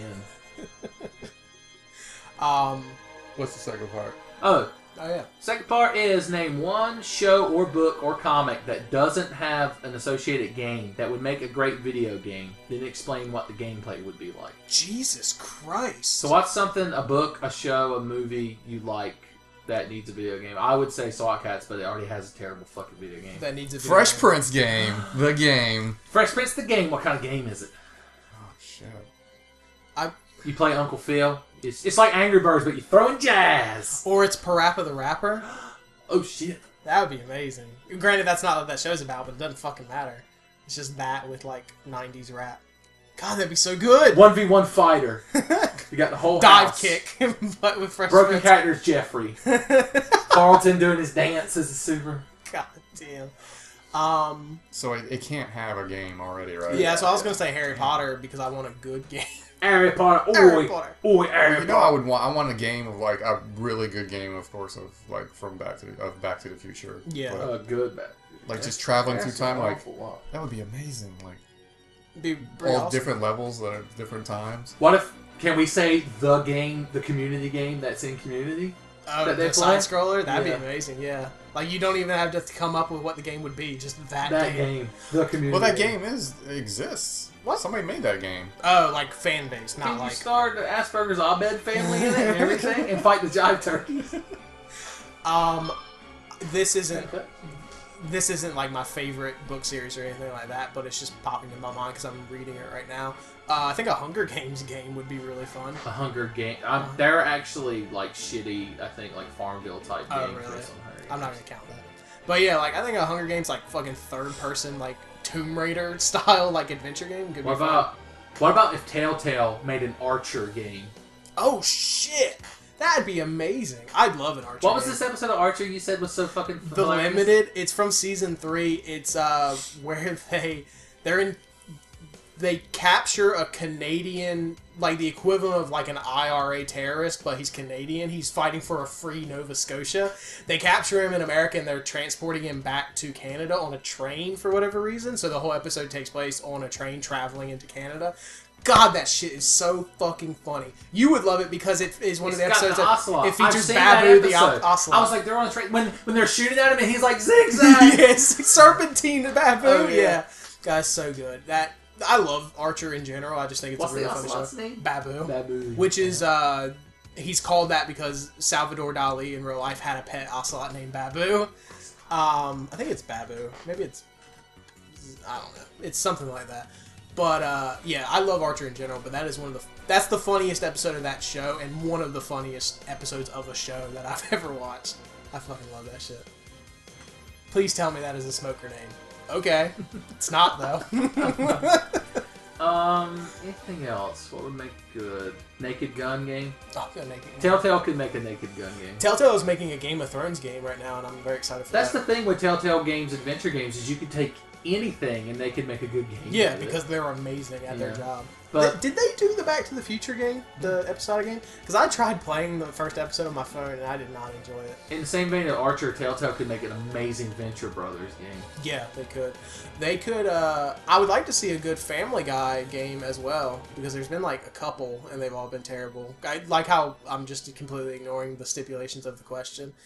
But yeah, like, I mean, there's a lot of like cartoons too that have, you know, had like shitty mobile and flash games and things like that that could be good games. Yeah, I can't think of anything that I like that Doesn't could be turned into a game or doesn't already have a game. Yeah, because you could say like RoboCop or something, but that has a RoboCop versus Terminator. Oh Oh, god. that Ghostbusters game is fucking brilliant too. Oh, the newer one? Yeah, It is fun. Not twin stick, but It's that's another how Bill it controls. Murray. Groundhog's Day. It could be like Majora's Mask. Make a Zombieland game. You just play as Bill Murray, so it's just like a golf simulator for most of it. Hot Fuzz Or Shaun of the Dead game. I'd play a Shaun of the Dead zombie game. by Telltale Games. By Telltale Games. Huh? Zombieland, that would be an awesome game. You know, it was originally You would supposed to be a TV show, Zombieland. Oh, you're talking about the movie Zombieland. Yeah, was the supposed Amazon show or whatever it was. Oh, it was originally supposed to be. Yeah, it was like the Woody Harrelson movie Zombieland was originally written and pitched as a TV show. Well, you know they tried to make one, right? What, like after the movie? Yeah, it was on Amazon. It was on Amazon. The Prime. Yeah, and but what the thing that Amazon does is they'll show like the pilot episode of like a series or whatever that they're gonna make. Yeah, and then based on like downloads. Yeah, and then I think you vote on like whether it was good or bad or whatever, and if it's good, of course they'll like make the whole series or whatever. But like the Zombieland one was terrible. Well, that's how it was originally written and pitched, was as a TV show, and then nobody picked it up as a show, and so they reworked it into a movie. It's just they was laying there and nobody wanted to pick it up. Yeah, exactly. And they've talked about doing sequels, which I'd love to watch a sequel just to watch Woody Harrelson again. Yeah, I think they've abandoned that idea. Yeah. But that's why they ended up making the show, was because they weren't gonna. They should make a prequel that's just Woody Harrelson from like the point of the zombie outbreak up to him meeting Jesse Eisenberg. I'd watch the shit out of that. I forgot to mention during his little preamble that I didn't read because it's him talking about how much he likes Tenfei videos. He said all the members of the Tenfei crew are talented entertainers. Damn, that's not you. That's No, that's not me. specifically directed at you. Jeff. You're the Tenfei fan favorite. You are. Sure. You're the Boba Fett of Tenfei. You don't do shit. You're useless and you immediately die, but everyone fucking loves you and wants to be you. I'll take that. I'm still Boba Fett. See, exactly. I'm Klaatu. Hey, Brothers Trousers, draw Jeff as Boba Fett. And- You've seen him in the podcast preview, so you know what he looks like. Sean is the Sarlacc. Boba Jeff! That's your name. Who are we? He's Boba Jeff, I'm fucking Jar Jar. You can be Qui-Gon Jinn. Alright, that's fine with me. At least I get to fucking go to France and kill a bunch of terrorists. Oh. He does in the email asking when it's more Mischief Makers. You're never going to see more Mischief Makers. Who'd you do that with? Tommy. Oh, okay. Yeah, Tommy, I couldn't. There's nothing in this world that could get him. I could play it with Noah. And on a related note, Fire Red is on permanent hiatus. Fire Dead! I don't remember what we were doing in it. We were wandering around fucking... Who knows? That's one. They should turn Pokemon into a video game. They really should. It really could be good. You know what needs a good video game? Dark Souls. Oh, They God. should make another game. What if there was a Dark Souls series? What if they turned that into a show? A movie? Dark Souls the movie. Jeff, we'd go see it. I think it's just...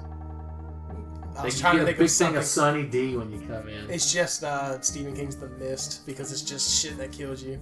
Shit that kills you. And the only other person to write in was Noah. What did he say? He said, are there particular things you attempt in every game you play? Like particular functions or features you try to test in each title? And he adds, also, you are all butts. Damn. Let's dwell on that fact. Yeah, let's just talk about I don't that. think you're butts. I'm gonna twist this question kind of, because I don't think this is what it's asking, but if there is a bow in any game, I just use exclusively that, even if it's not good at all. Like, I just love shooting a bow and arrow in a game. Do both of you always look at the option screen before you start a new game for the first time? Like, for controls and stuff? Like, just if there's an options on the title menu, you just scroll to it and see what it is? Oh, yeah. If there's a title, which I realize title menus are becoming, like, main menu screens are becoming less and less common. But, I always go to options because I always want to make sure, like, my axis is inverted and sensitivity set right and all that, and brightness. What was the question again? Is something you always try? Games, like, whenever you play games, is there shit you always try to do? If I play any kind of first-person game, you try to jump over shit to see if there's invisible walls. Yeah. Especially if it's like Halo, because they hide shit all the time. Yeah. Non-stop. Fucking skulls that you have to, like, grenade jump to get. And fucking ride banshees through fucking tunnels and shit. Like hallways and shit. Oh, I can think of one now. Which is, I guess it's still kind of rare, and well, maybe it's not rare anymore. But like, I always try to like any shooting games, well, especially like FPSs and stuff, shooting out lights to see if that is the actual you can actually do. It is actually impressive. a mechanic. It's always so disheartening when you shoot something in a game and there's just no reaction. Yeah. Especially in a sneaking game now. Yeah. You would think obviously that would be a function, but when it's not in there, it's like, why? Well, that's why I remember playing the first Splinter Cell when it came out on PS2 and they had the whole function of shooting out lights. And of course, the origin of all that everyone always talks about is in the old Thief games. You could get water arrows to put torches out with. That's awesome. There's a new Thief game out. Yeah. Is that? It comes out Tuesday. I mean, because one of the Let's Players I follow or I subscribe to on YouTube, he's put up parts to it. All I really know about Thief is that the main guy's named Garrett, and it's spelled exactly how Garrett spells it. 2 R's, 2 T's. So now I just imagine that it's Garrett. I've never played a Thief game. I'm always jizzing about this new one, but I've never played it. It looks You'll cool. play it. It's just a first-person sneaking game, right? Yeah. Yeah, I think they probably worked action. Oh, it's first person? Yeah. All the Thief games except Deadly Shadows on the original Xbox were first person. Oh, I think I thought they were all third person. No, just that one was. I've never really played them either. So. Yeah, I know very little about them. Oh, you know what I'm thinking of? The Witcher games. Because they're set in the same kind of not colonial, but medieval times. Yeah, although Thief has a more industrial type setting to it. Just play Dishonored. Yeah, Dishonored's like Thief, but with superpowers. Yeah, I guess. and Dishonored was pretty cool. And it's fun, and you can get it for super cheap. I rented Dishonored. It was pretty cool. I got it for $10 on Black Friday. It's fun. I enjoy it. That mask he wears is swoop. It is. It's Are there guys in stilts in that game? Well, there's robot. Yeah, they're like robot scanner things. You can possess rats and kill whales or something. You can do all of this shit, but I don't do any of it. Because it's all optional powers that you can get. So if you don't get any of those, The whale killer power. Yeah, you can get the thing to take mind control over shit, but I just don't fucking do it. I have the blink ability that lets you teleport wherever the fuck you want to be, and then I just bulk up my inventory, so I just have every kind of dart and arrow and knife and bullet. I just have knives. Are there guns in the game? Yeah, they're not very good though because they're muskets basically. Old-timey guns. Yeah, they're fucking brutal though. You shoot somebody, they get fucked up. It's like this Assassin's Creed. You get a blunderbuss. God, that's such a good name. I love that. That is my favorite term for a gun. My favorite thing with a blunderbuss is when you get the one in Red Dead Redemption Undead Nightmare. Yeah. I love John Marston. He's like, what is this, 1850?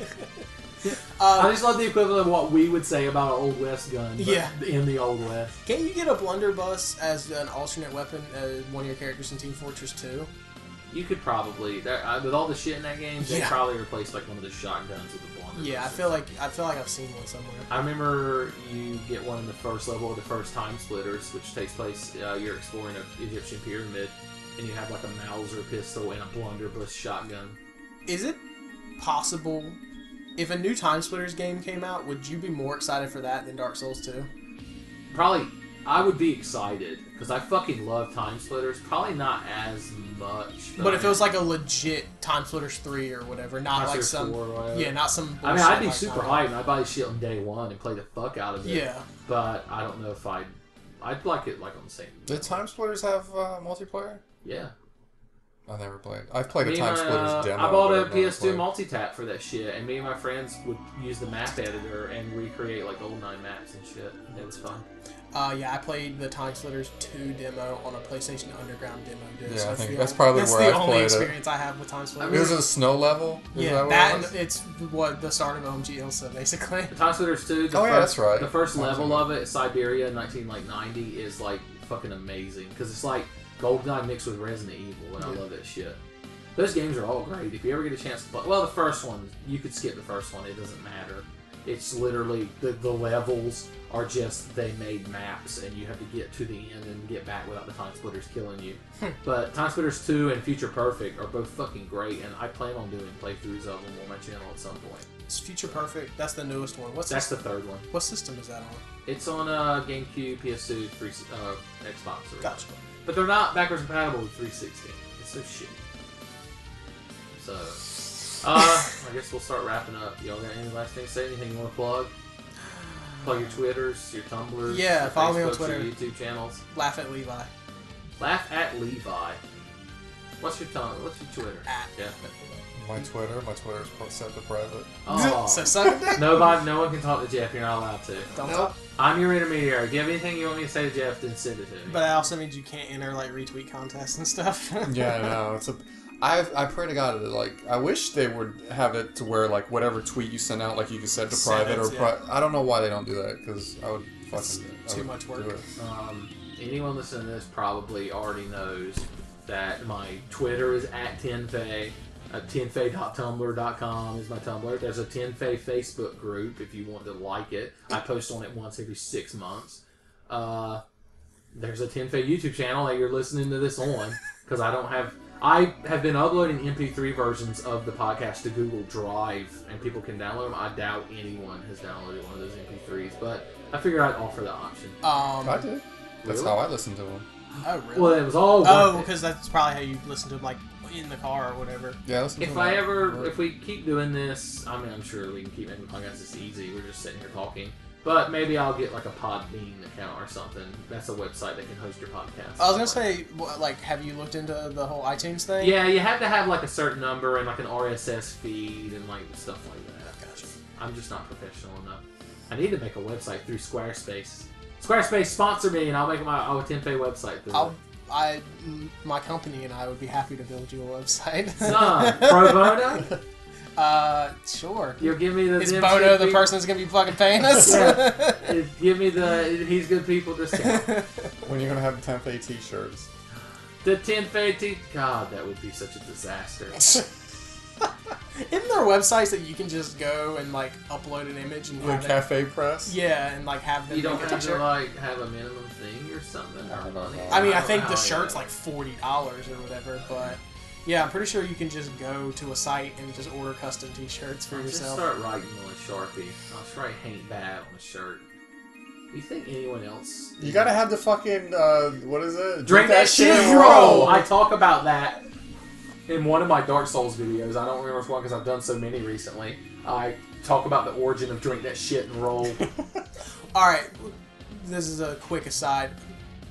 We always talk about how like video game and like geeky shirts get ruined by like stupid text on it. Would you be upset if you went into like Walmart and saw like a fucking warrior like mid-roll from Dark Souls and it said "That's how I roll" under it? Oh god, I would be fucking disgusted. If it said "drink that shit and roll," I'd be angry at the world. Because I don't think anyone else has fucking coined that phrase. But yeah, speaking of plugging things, you can send us letters to tenfey@gmail.com and we'll read them. We only ever get 1 or 2. No, I tweet and post on Tumblr and all this shit. I'm like, hey, send us letters, and then nobody does. 'Cause nobody Assholes. cares. Nobody has anything to ask us. We're like, oh, Oh yeah, do you want to plug your Twitch as well? Because you've actually been active on that recently. Yeah, my Tenfey Twitch channel. It's Everything Tenfey. is Tenfey. Tenfey. If you Google Tenfey, first it'll say, "Do you mean Tina Fey?" and then you'll find stuff related to me. Like literally, I'm still not well known enough that it always confuses me. If you go into YouTube and type Tenfey, God damn, if there was a Tina Fey channel, I would watch that shit all the time. Fuck would this. you make videos with Tina Fey? Hell You play yeah! Dark Souls with Tina Fey? Hell yeah, I would. Okay. normally I would ask one of y'all to pick a song. I realize I've never picked a song, and we were talking about Tetris earlier, so I'm going to close out with, there's this video I recently found, the Awkward Zombie Girl link to it. Some guy did a history of the rise and fall of the Soviet Union set to the Tetris theme. That's appropriate. And it's like really well edited together and stuff. It's like 6 minutes long, and it's just super entertaining. So I'm going to put part of that as the closeout. So Tetris music, basically, for the audio portion of Tetris music. It's but it's pretty fucking cool, and the visual design of it is great. It came out in like 2010, so it's been around for a while. Well, I was going to suggest the new orchestral version of the Punch-Out theme, so that's equally good. Yeah, they're both good. They ain't bad, I guess. It'd be a bit gooder. What do you think, Jeff? Yes. Parties? Let's go to party! I am the man who arranges the blocks that continue to fall from up above. The food on your plate now belongs to the state, a collective regime of peace and love. I have no choice in arranging the blocks, and the Bolshevik rule, what they say goes. The rule of the game is we all are the same, and my blocks must create unbroken rows. Long live Stalin, he loves you. Sing these words, or you know what he'll do. I am the man who arranges the blocks that are made by the men in Kazakhstan. They come 2 weeks late and they don't tessellate, but we're working to Stalin's 5-year plan. I am the man who arranges the tanks that will make all the Nazis keep away. The Fuhrer is dead and Europe is red. Let us point all our guns at the USA. We shall live forevermore. We can start a nuclear war. I am the man who arranges the blocks that are building a highly secret base. Hip hip hurrah for the USSR. We are sending our men to outer space.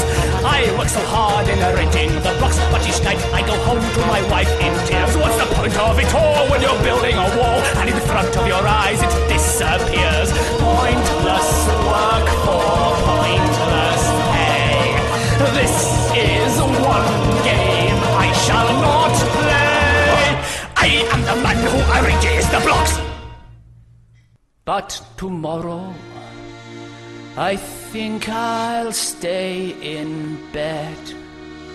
The winter is cold, I've got plenty of gold, and I'm standing in line for a loaf of bread.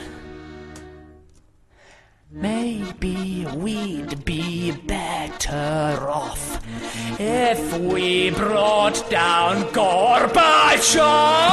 I am the man who arranges the blocks that continue to fall from up above. The buckets are free, so much money for me. Tell me, why should I care for peace and love? The buckets are free, so much money for me. Tell me, why should I care for peace and love? Peace and love. Peace and love.